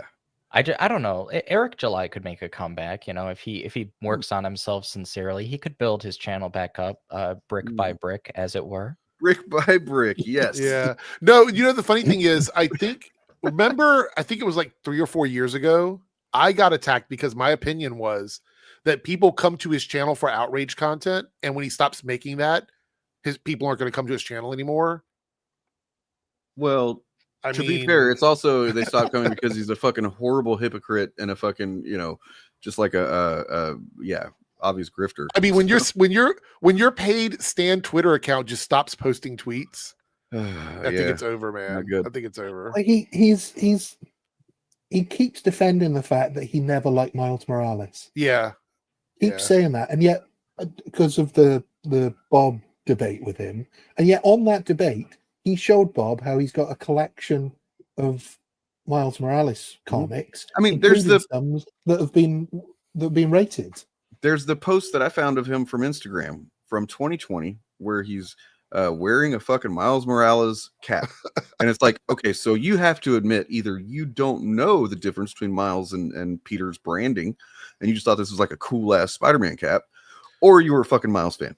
Well, not only that, it's two birds with one stone, right? Because he also doesn't like the multiverse, is according to him. So he liked Miles, and Miles is from the multiverse, meaning that the two things that he says he doesn't like, he literally was supporting like 5 years ago. Well, you know, but when it comes to Peter's origin, it doesn't make any sense. Right. That's all I'm going to say about that. Yeah. I do have to say, though, I have to jump out of here at 7. I got to work tonight. Anyway, it's fun as usual. Remember in my chat to play nice. Don't do anything that you wouldn't do when I'm not here, because they're going to time you out and we'll get a little slap on the wrist there. Anyway, but it's always nice chatting with everybody. Dane, Chariot, Ryan, and thanks everybody. And I do have a Critical Drinker video I put up earlier today, so everybody that's watching that hasn't seen that, go check it out. I've got that open in another window, actually. Okay. It's about the tweet that he put out that we talked about earlier, but I talk even more about it on that. So anyway, but I'll see everyone later. I got to go to work. Later, man. Have a good one. Later. I also wanted to, so there was one more thing here about Chris Stuckman. All this sounds like a good reason to hear his perspective on a bad film. Like, wouldn't be interesting to get a filmmaker's review on a movie? I mean, I see what you're saying. That's the point. At the same time, in these articles that I've been looking through in the last couple of days to learn about the production of Shelby Oaks and how that came together. For one thing, if you don't watch Stuckman's channel or never have, he was a few years ago, he put out a pretty long video and you know, open, vulnerable video about how he was raised in Jehovah's Witness, and you know, getting out of that cult was a big deal for him. Took him a while, and then he also has talked about his partner, his wife, and that their struggles to, I guess, have a baby. They wanted to do that. They wanted to start a family, but they medically had issues with that, and they finally were able to. They had twins, you know. So like at a certain point, I don't know how old you are, but at a certain point, it becomes necessary to go, what do I want to fucking put my energy into? You know what I mean? Like, that's I think, yeah, that's absolutely right. At a certain point, you just get too old for some of this stuff. But also, there are hardly any filmmakers who will give a perspective on a bad film. Usually, they tend to either be settling personal grievances with somebody who made the film, or they will be just speaking about why they personally don't find the film engaging. But right. they won't go into why a film is bad, because there's every chance they've made a bad film, or they will make a bad film in their career. Nobody's got a spot. Or just the fact that these things are pretty subjective anyway. Yeah. And why would, it's like, why would I tell somebody that I hate this character, Marvel character, every comic I've ever, it's not really anything I think applies, but, oh, I don't like this character, I don't like this run. Maybe it's the run that you would like. You know what I mean? Because I think I remember the advice that Ivan Reitman gave to Jason Reitman was direct everything. You'll never be as good as me, son. Well, yeah, that too. But no, what he said was he was so scared of making bad films after making Ghostbusters that he just turned down so many films. He could have directed so much more, and some of them turned out great and some of them turned out bad. He wasn't willing to take the risk. And that's the other thing. You get bogged down into this idea of, well, what if the next one isn't good? And every person who's made a film and continues to have that career will have made bad films. You can't avoid it. Yeah, I mean, I just think it's kind of fascinating because, like, I don't know. Dane, you go ahead. I'm still gathering my thoughts. I'm just a little exasperated by the whole prospect of being somebody who is negative all the time, just because you know, like think about the Marvel films, right? I'm sure even fans of Marvel will point to one or two things and go, "Oh, I didn't like that." I can But criticize the honestly, shit out of them, and I generally love the franchise. So yeah, but like I can only really think of like one thing Marvel that I really like, maybe one or two that I really kind of like took issue with. I think off the top of my head, I've only got one.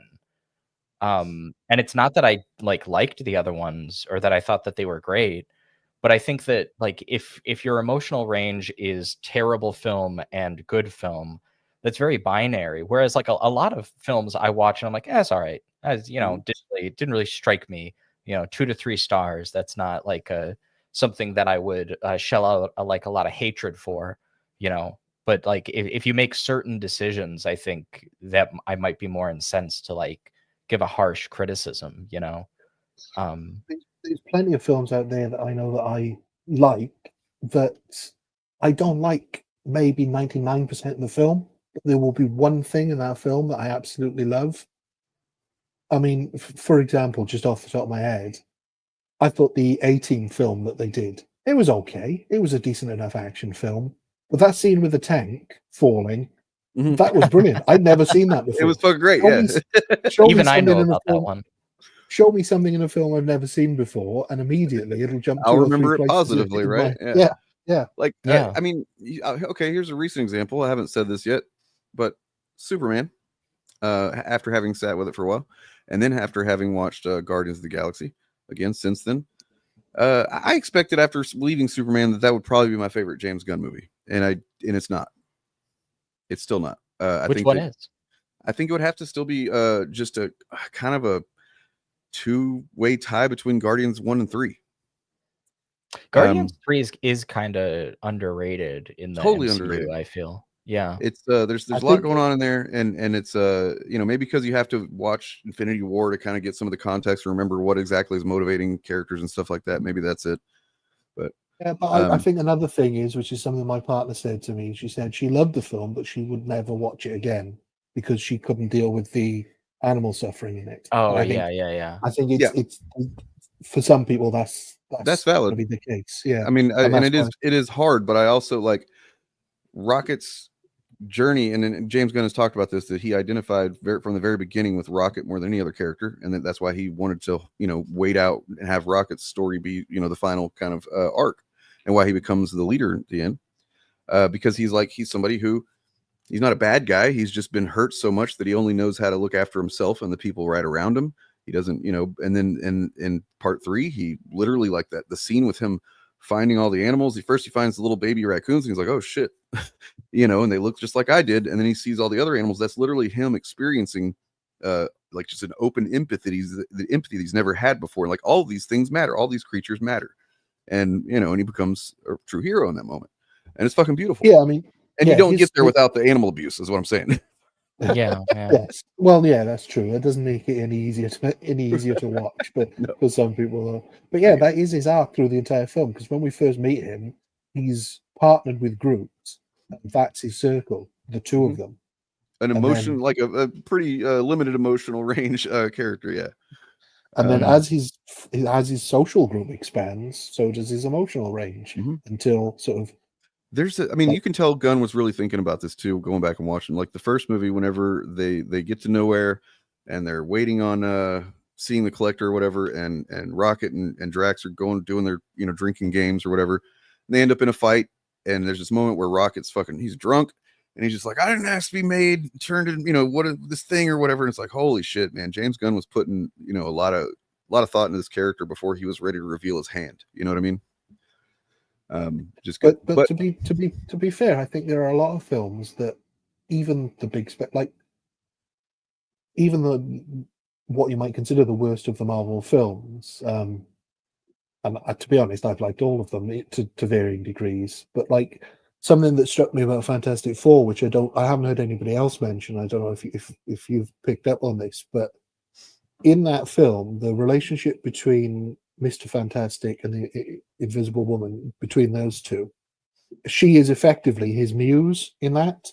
There's a couple of scenes where his brain can't do it, and then he's struck by inspiration by her, and that's what leads to the success of the final sort of battle is he's inspired by her, and that's really the journey that his character goes on, alongside of sort of becoming more emotional, is that he learns to trust her sort of vibe more.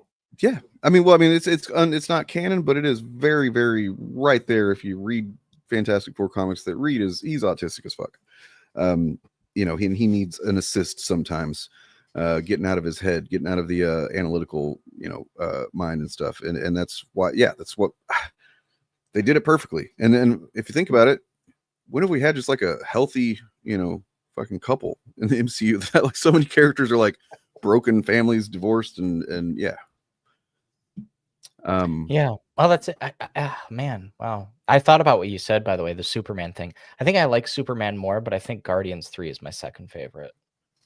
I think I just you know what it would be is like if maybe there was like 8% more focus on Superman than some of the other stuff that happens. I don't know. It's a really minor thing, but it's just totally subjective, obviously, but very, very the connection that I feel to Peter's character and Peter Quill, the character, and then Rocket and everything. It's just it's pretty deep, and it always has been. And that's, you know, Superman is. They set it up from the beginning, but then also he had pretty much a clean slate with that one, whereas with Superman that comes with baggage. But what's interesting about, which does make it very impressive that he was able to do what he did, right? Like he humanized Superman in a way that really the comics have struggled to do a lot. What's interesting about a lot of the critiques of Superman is that, like you, people want more Superman, or they wanted the film to be longer, and I'm thinking that's probably what he was aiming for, because he wants you to watch that film and then want to see more. Yeah, I'd watch a Superman 2 and 3 and stuff by James Gunn for sure. Let's say he cut out the Justice Gang out of the film completely and reworked it that way, and they weren't in it. In order to introduce them, then what do? Do you make another film that's just about them? That probably wouldn't work because it's just about them. So giving people a bit of what they want in certain areas is going to bring them back, and I think that's leave the audience wanting more. I've realized something actually about Superman the other day when I was thinking about it. I think it's interesting that there's such a large like supporting cast for an introductory film, for kind of obviously reintroducing the character, but still like this is like the first of this kind of version of Superman that we're seeing, the James Gunn Superman. I think it's interesting how many foils Superman has, because like there's the obvious ones like the Lois Lanes and kind of the Lex Luthors and like the you know the way his two different sets of parents kind of play off of each other, but also like Superman has great contrast with like Mr. Fantastic and like Guy Gardner, and like it really feels like he's like playing off. He has so many characters to play off of.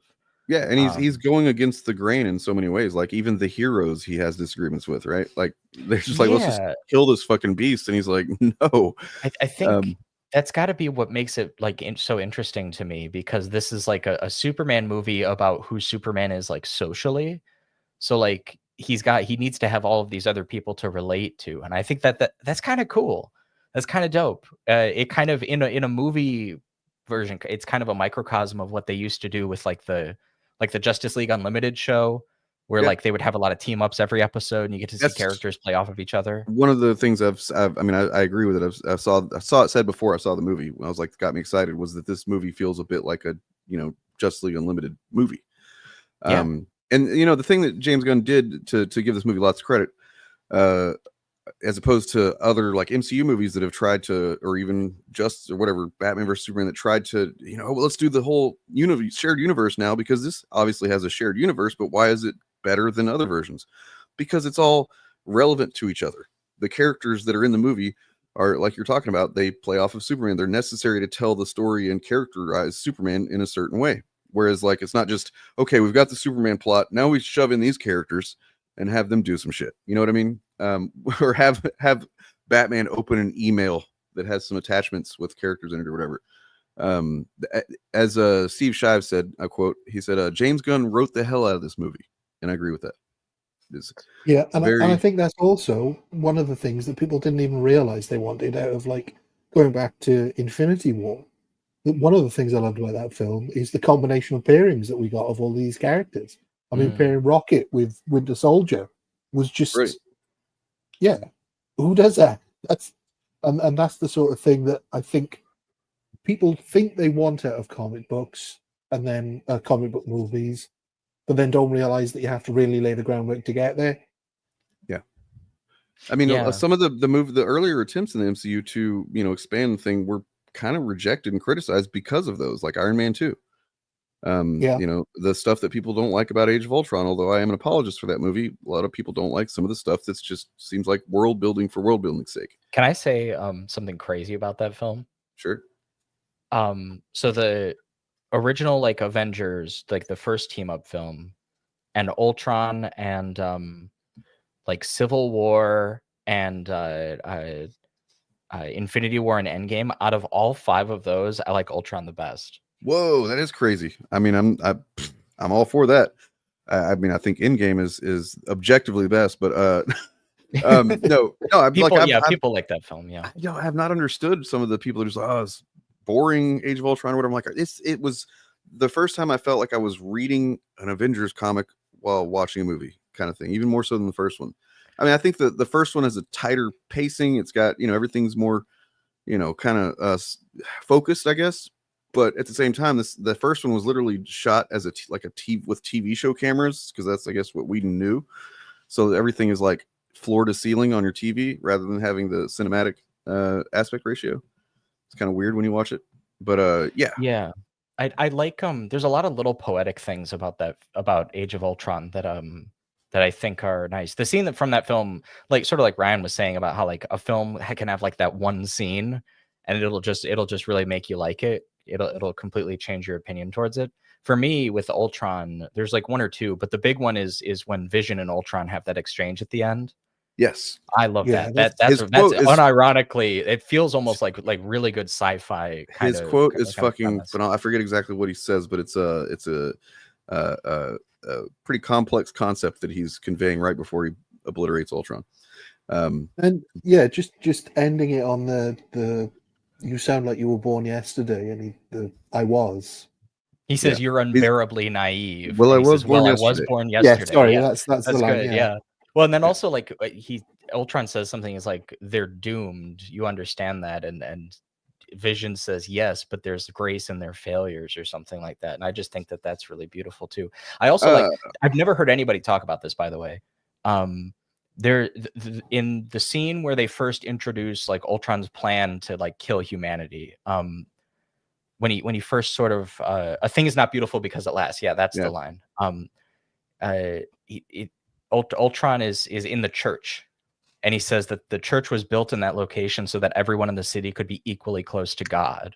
Yeah. The reason, it's subtext, but it's not very subtle. The reason why he picks that place to kill humanity is because he's literally going to send them all to God. It's like it's just little things like that you're not really super expecting from like an Avengers film. I like that a lot. The one thing that I think it does lack in comparison to the first one is just the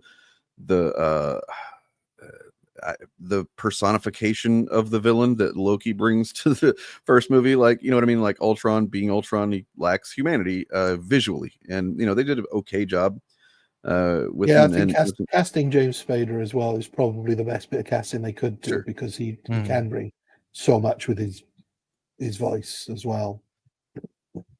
The full quote that I love that Vision says at the end is, a thing isn't beautiful because it lasts. It's a privilege to be among them. Humans are odd. They think that order and chaos are somehow opposites and try to control what won't be. But there is grace in their failings. Yeah, that's really good. Yeah. I like it a lot. It's fucking good. It's whereas I was kind of disappointed because Civil War to me felt like kind of a misfire. Maybe this is controversial, but my understanding, again, not a huge comics person, my understanding is some of the subtext of Civil War is that the reason why Captain America specifically is so against the Accords is because it would register mutants and other such similar things. And he sees this as like analogous to what the Nazis were doing. No, I mean, not. I mean, yes, that's part of it. They did a pretty good job. I think actually Iron Man is represented way better in the movie than he is in the comics. His position, they do go to lengths to make him not see. He may be making foolish choices. He may be, in the wrong, in the long run or whatever. But like, you don't see him as the bad guy the way that he fucking clearly. He comes off as a villain in the comics for a lot of it. Yeah, that's but true. Like, they do rep his perspective. But like, no, it's not just specifically about mutants. It's about, that, but also just the idea that the reason superheroes exist in this universe is because the system, police, whatever, has failings, and where those failings exist, there need to be people that exist outside the system to come in and and this is why I go back to every frame of painting. I think they have the video that I fucking hate about how the Avengers are fascist propaganda or whatever. Fuck that shit. I'll fight anybody. Anyway, I will say Civil War feels mildly. This is going to be probably pretty controversial. Civil War to me feels mildly like Reaganite, just because Captain America's perspective, and I really just feel like an extra 5 minutes in the film could have solved this. Captain America's perspective really feels like in his dialogue, it seems like he's just like anti-regulation. Like, if you've got a ton of power for incredible violence, it would somehow be wrong for like a democratic body to like regulate you. And I kind of feel like I understand the argument against it. I also kind of feel like if it was anybody not the morally good Avengers, I think that we would see the argument in favor of that regulation. I think that in the comics it's presented as like this is kind of being rammed through without any discussion. Kind of thing. And in the movie, as well as like with Iron Man, they do a great job with Steve because he's got the personal connection to it in Bucky in the movie. That is the one thing that I think it makes his character sympathetic in the film. Like, it's not a complete letdown. But yeah, there was a part of me that I was watching that film, and he said something. When he's arguing with Tony, not at the end, but earlier in the film. He fucking says something to him, and I was like, I've literally had conservatives say that to me about gun control and stuff, and I was like, I don't know, like, this just it felt like somebody, I don't know, I would have redrafted. So here's my good faith interpretation of Captain America's position in the movie, because Scarlet Witch clearly has powers that she doesn't understand. They're fucking crazy powerful. And if she just makes a slight mistake, she can murder a lot of people. Okay. That is a problem. And I don't think that Steve neglects to see that. I think that he is taking the position of, instead of allowing a rush to judgment and whatever might happen in this moment after this, tragedy, a la, invasion of Iraq or something like that, let's fucking take a moment here. You know what I mean? Like, instead of just handing her over to, the government or whatever, like, yes, but she is a person still, right? Like, there needs to be some kind of, that's what I feel like is his position in the movie. So, absolutely. Well, and I trust that that's completely the intent, I think. I will say, in the chat, we have a really good remark. In the comics, the Registration Act is an allegory for the Patriot Act, which I would have loved to, because, being who I am, right? You're talking to somebody who loves the Phantom Menace, right? I would have loved a little bit more of the, like, kind of politics of it, because it does feel like if you're gonna invoke like the United Nations and stuff like that, you're dealing with like a big political controversy. They're going to be worried about like how does the ICC feel about Captain America and Iron Man? I just wonder. If we apply how we know the world reacted, at least for in unison for a couple of years there, right after 9/11. If we apply that experience to what would happen in a world where this crazy shit is happening, I don't know. I feel like you can kind of map it over a little bit and see it as, and also I think that having, this is a choice that was not in the comics, having Thunderbolt Ross be the guy that presents it is a specific choice that carries, the history of him and his fucking, dogged pursuit of the Hulk, right? Like, it's kind of shorthand for this is a guy who, whether for good reasons or not, has made it his career to limit these powered beings, or at least control them or something. You know what I mean? I think something that the film perhaps didn't go deep enough into is, and I think maybe for good because it allows discussion on it, is what is at the core of the act. Is it to, because essentially I think Cap's point is you can't just regulate against all the problems in the world. There are other solutions which are less harmful.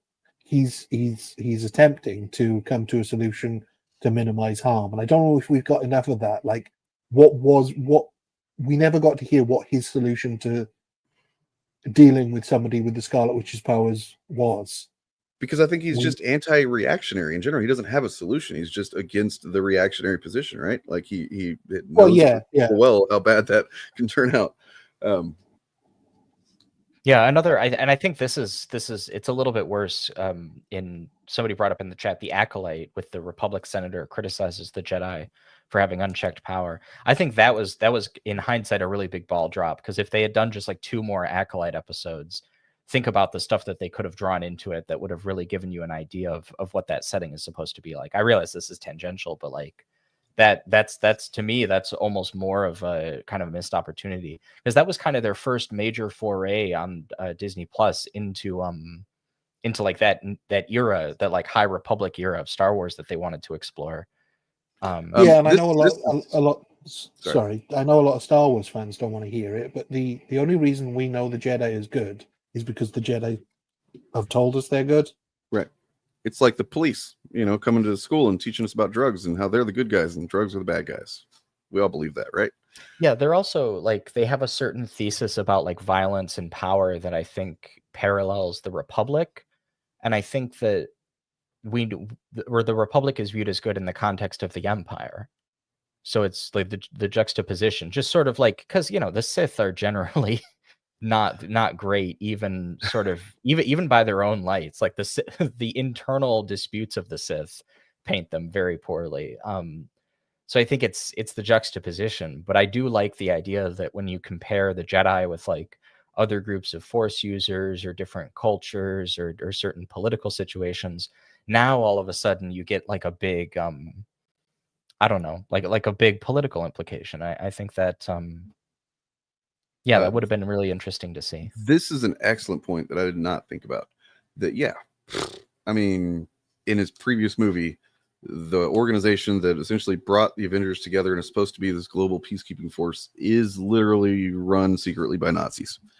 And I think for me, like, the thing about that's something about Marvel that, like, and this is personal, right? I just have to say this is like a personal taste thing, but it does kind of feel like there's a lot of things that I have to keep in mind from like other films and shows when I'm like watching something, if I want to get like the subtext. True. And like I don't really know if like there's anything specific that like would accommodate that. Like they could have dropped there could have been a line in Civil War that would have addressed that might have I don't know, supported the whole thing a bit more. Yeah, maybe like show like a scene where because there is a scene where like the politicians get like attacked and it's Black Panther's father is killed, I believe. I haven't seen this film in a long time, but it's true, Lucifer. It's not like it's just it's not like you're talking about it was on Disney Plus in one episode of a show. It was actually just the previous movie. But yeah, these are all good points. Well, I understand, but I'm just saying, like, in the context of the film, I like when the characters have like their own kind of like motives and characterization reinforced. That's a pretty fundamental like aspect of writing. So I do kind of feel like sometimes, I mean, it's because it's hard because you're dealing with a lot. They're drawing together a ton of stuff. I did want to, Lucifer. They do that with the villain where they bring up Sokovia. Yeah, and like they very directly mention it. So I think that maybe that's an example of something like that. Lucifer, I did want to push back earlier. You said something about, let me see if I started that one. Nope. You were talking about how there's the time skip between Avengers 1 and 2. The reason it doesn't bother me is because I assume that basically they've just been busting up Hydra spots the whole time. That's how the movie literally opens. They talk about it. Yeah, to me, I'm like, okay. I mean, we could have opened the movie with them doing 30 minutes, 20 minutes of just Now let's go to this Hydra spot. Nope, the staff's not there. Now we go to this other one, but no, that we start on the one where they finally found it. I think it makes sense. Yeah. Well, now we're doing controversial Marvel opinions. I should mention I'm lukewarm on Black Panther as well. People will really come and get me. It's really the fucking CGI fucking garbage at the end that just brings it down for me. This is my like political ideals getting in the way of me like enjoying something probably. So I'm just being a goofball, and people can tell me I'm being silly, but there is a part of that film that feels like mildly like regime change-ish. It's like, yeah, I know what you mean. Like once again, they present Killmonger as being essentially right in how he formulated his opinion, but then wrong in how he executes it. And I think that's essentially how most of the good villains in Marvel are. Magneto, I mean, like a good villain is going to be one that, or not necessarily, this isn't a universal rule, obviously, because Lex Luthor's a great villain and Superman, and he's just a piece of shit. But, like Thanos, for example, he's got a good point. The way he goes about dealing with it, kind of bad. Black Panther, Killmonger's the same way. Killmonger makes great points. His solution is, I think born, and much like Magneto, I think they have this in common, is born from trauma. And just like a not having, like, I've got the power to do something now, and rather than, think about the damage that I might cause in the course of changing things, I'm just gonna do the stuff with the power. And yeah, I don't know. I like that chat. Magneto is a villain? ? Yeah, that's fine. Okay, let's say antagonist, I should say. Yeah, no, I know what you meant. I'm assuming that's your opinion, Cherry. I don't know if you want to expand. Actually, the thing about Black Panther is it's sort of, because this is how I am, right? Like, it's hard to say that there's like one thing in a film that is like a bad decision. It's also contextual, right? So usually if I'm taking issue with something, usually it's how it's coming together that just doesn't strike me quite right. And the thing about Black Panther that does that is, yeah, it's sort of the Killmonger stuff, but I actually in isolation have no problem with that. It's weird to me that Black Panther seems like the foreign sponsored ruler, though. It kind of feels like what's happening there is something very similar to a lot of the major like political upheavals and injustices that we see, where the United States will back a candidate and there will be like a state sponsored coup, or like, which by the way, I need to talk to you about being a guest on our show that we're going to be doing very soon. Because we'll talk about that. But yeah, that's what you're saying. I guess I would think that from memory, I feel like the fact that he is a brand new king, he's trying to navigate new kingdom, and the death of his father and legacy, and then also that this is now his country is known to the world when it never has been. I feel like those are the considerations that make him, I guess a little bit more, I don't know. Yeah, I guess the way that I would put it is, I don't know if it's bad. It's a little odd. Sure. Is probably the word that I would go for. I think they basically redeem themselves towards the end of the film and the beginning of Wakanda Forever, because essentially Charlotte, oh God, I can't speak again. He takes on the good things about what Killmonger was saying.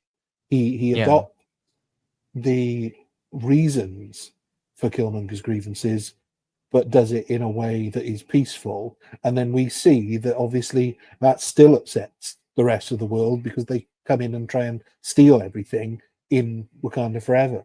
And it's looking at, this is what happens when you won't sell yourself short to another country. You won't give up your mineral rights because they are better at extracting them, but you won't also let them steal it, and you can stop them from stealing it. So I think it's politically, in that respect, I think that really works for me. Yeah, well, that's also a strength of the MCU, is they get to do like, sort of like I was talking about earlier. It can be kind of a weakness because you're like, sometimes you're kind of picking and choosing what fits into the runtime of your film with how relevant your film is going to be to so many other things. But also what that means is you can build on it later, and then all of a sudden I think it kind of redeems the premise, the way that they kind of end it. So I completely see what you're saying. Yeah, absolutely. Yeah. Wakanda Forever definitely is. I need to try and watch that again because I was just it's difficult. It was impossible the first time for me to not just at the forefront of my mind be thinking about Chadwick Boseman, and that this movie is what it is because he died. And yeah, I don't know. I feel like it was weird to have him die off screen in the beginning of the movie. You know what I mean? I don't know how else they could have done that, but it is tough to know how to handle something like that. Yeah. I think that there's probably worse ways to handle it. I remember Rise of Skywalker and how they kept trying to CGI the dead Carrie Fisher onto the scene where literally her character dies and she's like, her body is in several, they cut back to it several times. And it felt very, I mean, obviously I'm in no position to speak on that. The way I took it was that T'Challa doesn't have the experience that Killmonger and so many, African descendant people outside of Africa who were, taken from Africa. He doesn't have that experience. He literally is just a privileged king. He may have he certainly understands it on an academic level, but he didn't fully understand how that trauma might drive someone. And that's why I think the scene at the end of the first Black Panther film is so good. It's great. What is Killmonger says, bury me in the ocean with the, something about the, I don't know. I forget it because I don't want to misquote it, but it was really good. Yeah. Powerful shit. Also, Michael B. Jordan is acting his heart out in that film. So I think that's also something that kind of translates it really well. Yeah. I mean, I think you're right, Sean. It's a weird position to be in, to be a superhero, a hero, who traditionally is someone that is their interest is in taking care of people that system fails, and then also being literally the figurehead of a system, which is why was it Ta-Nehisi Coates' recent run was pretty great, because I think at least for most of it, I haven't read all of it, but for most of it, he was literally exiled. He's not the king anymore, and he's kind of going around other parts of Africa, getting to know things and being an outsider in different situations, and also dating a trans woman.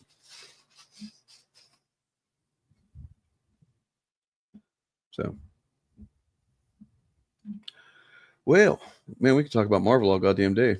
I could. How about you guys? Hello? I mean, yeah, no, I started I kicked off a Marvel discussion, I guess. But that was good. No, I appreciate what you guys had to say. Yeah. Yeah. Well, yeah. I mean, sometimes it's just nice to talk about the things you like. Yeah. Yeah, but this is YouTube, and it's kind of like this. Some motherfuckers are always trying to ice skate uphill. Blade, by the way. How would you guys rank the 3 Blade movies? 2, 1, 3. Same. Yeah. Okay, we're all on the same page on that one. So it's objective. All right. Yeah. I love democracy. Yeah. I mean, goddamn, Blade 2 was such a refreshing thing. I loved the first one.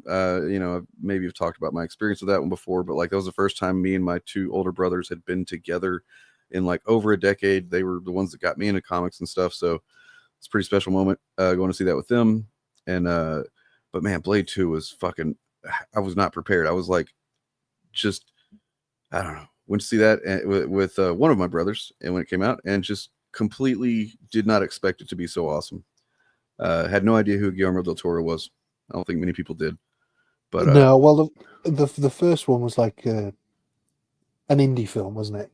It had the sensibilities of an indie film, and then the second one just has the sensibilities of an indie art house film, and yeah, it leans more into the horror element, I think, as well. Yeah, but it also leans a little bit more into I don't want to say campy, but kind of yeah, Blade's the coolest motherfucker alive, deal with it kind of vibe. You know what I mean? That the first one had that, but this one just triples down on it, right?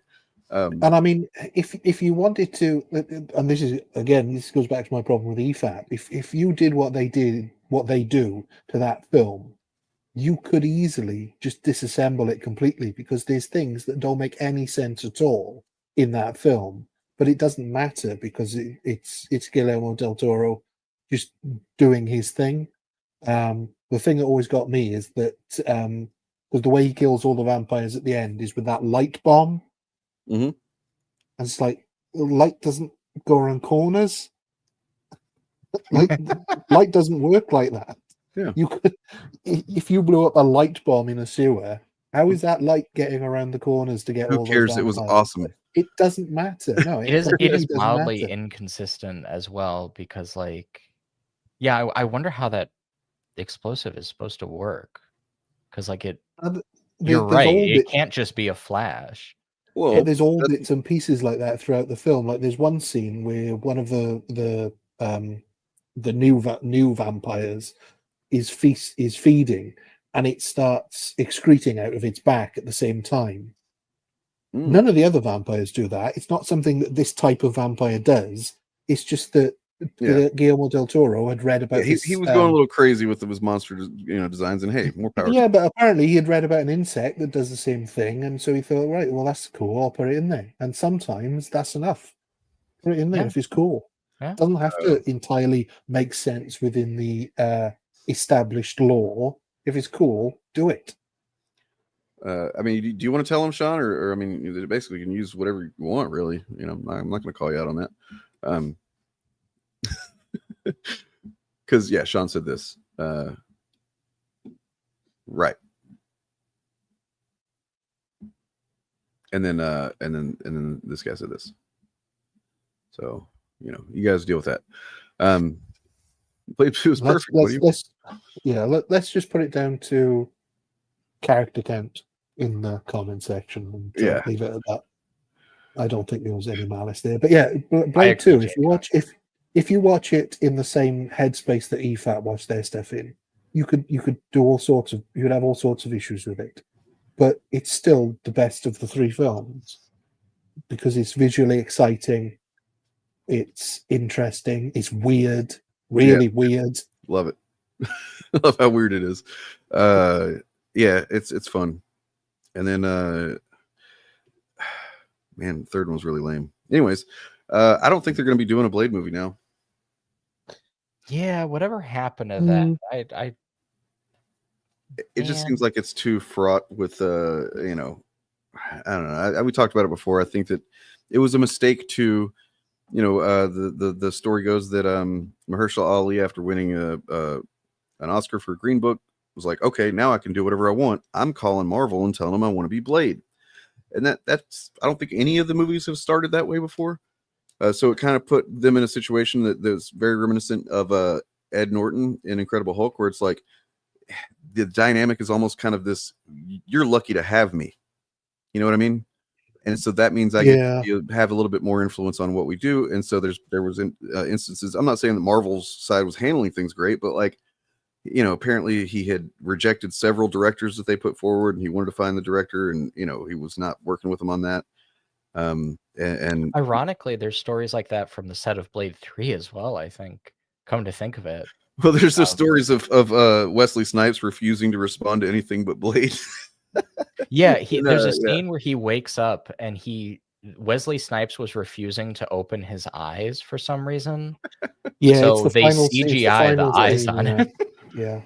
And I think it was reject. Actually, kind of if what I understand, if it's true, then I kind of respect it. He was like, he didn't like the story choice to end it that way.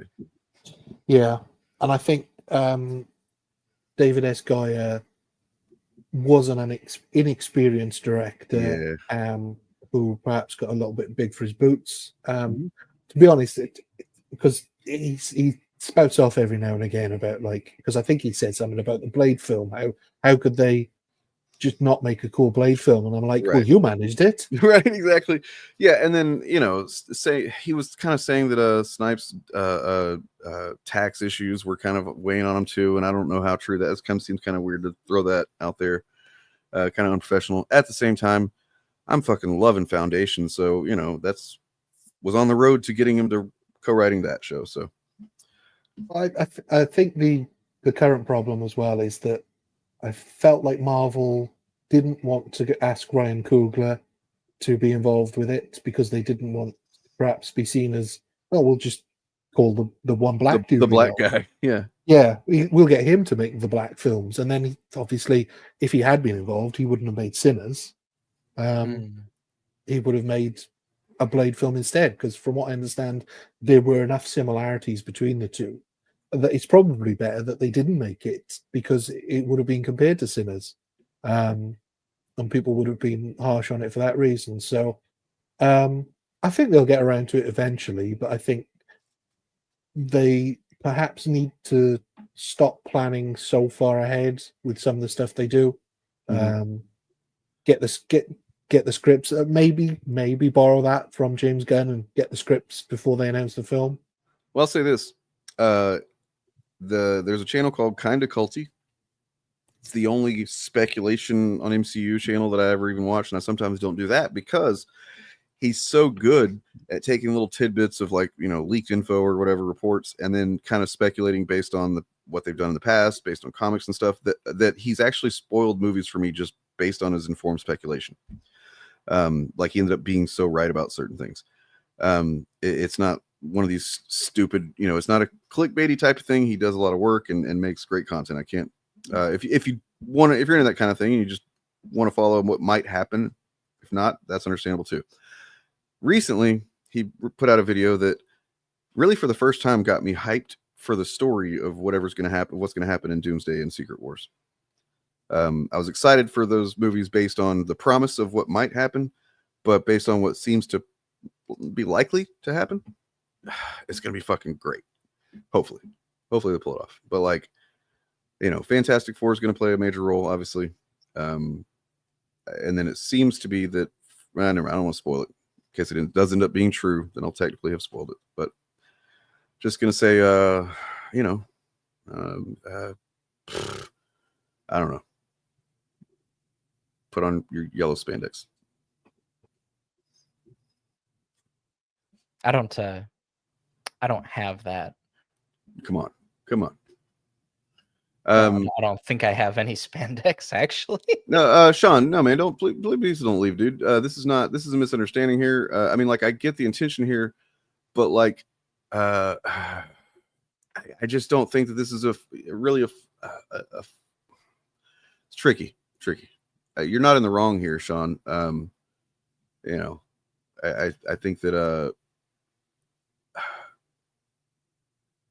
I'm just gonna say I'm with Jay Kung on that, just in the regard that if you're from a marginalized group and you hear your adjective turned into a noun, it's okay. But what happens whenever you find out that Sean's a black guy? I don't know. I feel like I'm not one to police him saying, you know, what he said, and especially in the context of what he said, which is not like, I'd have to scroll back up. It's not like he said the blacks. You know what I mean? And it's actually a pretty nuanced statement about what, you know what I mean? Like, I don't know, just weird to. I get it. It's tricky, and the anonymity thing makes it weird, I think. But, like, it is yeah. I know you don't want to make any assumptions about anybody, right? Don't want to assume anybody's being woke, Scoldy, but maybe next time ask, like, what did you mean by that, or something like that. Just an option. Yeah, I would say that's a good philosophy of life. Always ask questions first and then find out the intention, because I don't think there was any intention to be racist there. So always pick fights and ask questions later. That's the way to do it. In fact, that's actually my motto. I want to leave on this lady. Where's she at? It's all right, Jay Kung. I get you. I saw what you're trying to do. Yeah, nobody. It's just I wouldn't unfortunate. For anybody. So Nebraska, I got this. Was it fucking Mike Flood or whatever the fuck his name is? Piece of shit. He's like I guess a congressman, Nebraska, and he's like a flop sweat and GOP talking points in a suit. He did a town hall the other day. Nebraska, by the way, is a +10 GOP state, and yet they were not having his bullshit at this town hall. And so I'm just going to end with this lady who we need to have this lady's energy, just like fucking absorb it and hold it for like 3, 4, 5 years. And we can take a nap for a little while and we got to get back at it. Okay. Anybody want to say anything before we go? I think I've seen this before. More people should be treating their politicians with contempt. That's what I have to say. Also, new Chariot video tomorrow. I've got it scheduled. And you had one like the other day. You did warn us about this. I'm going off. I actually have a new grifter video about some exposing the grift happening soon. So that as well. Sweet. Also one that touches on Israel and Palestine and video gaming. So I don't know if anybody's into that, but I'm sure people are into one of those three things. I don't know. At least. Ryan, what do you got going on? Nothing much at the moment. I'm still on a little bit of a break because I recently turned 43. And damn, happy birthday, man. Cute. And my old happy birthday. I'm right behind you. But yeah, I just would say if you like everything we say here, or even just some of it, like and subscribe to all the channels that Dane has in the description. But also, I've heard, and I don't know if this is true or not, but I've heard that if you share videos from the channel you like, that helps in the algorithm. So that makes some sense, yeah. So if you don't have to share something, if you want to share to like talk shit on a video, do a screenshot, copy whatever text information that you want to, convey or whatever, is smart. It's a good point. I think that means you should share my videos. That's what I'm getting out of that. And also this one. And then help me get to fucking what am I at? I don't know. I'm so close to 8,000 subs. It's silly that I'm not there yet. But I'm gonna get there before Eric Debunks does. I promise. I probably won't. All right, but if you don't like our content, as we say, enjoy the negative grift, guys. I'm out. And then here's this. My question is fiscal. With 450 million FEMA dollars being reallocated to open Alligator Alcatraz and 600 million taxpayer FEMA dollars being used to now open more concentration camps and ICE burning through $8.4 million a day to illegally detain people, how much does it cost for fascism? How much do the taxpayers have to pay for a fascist country?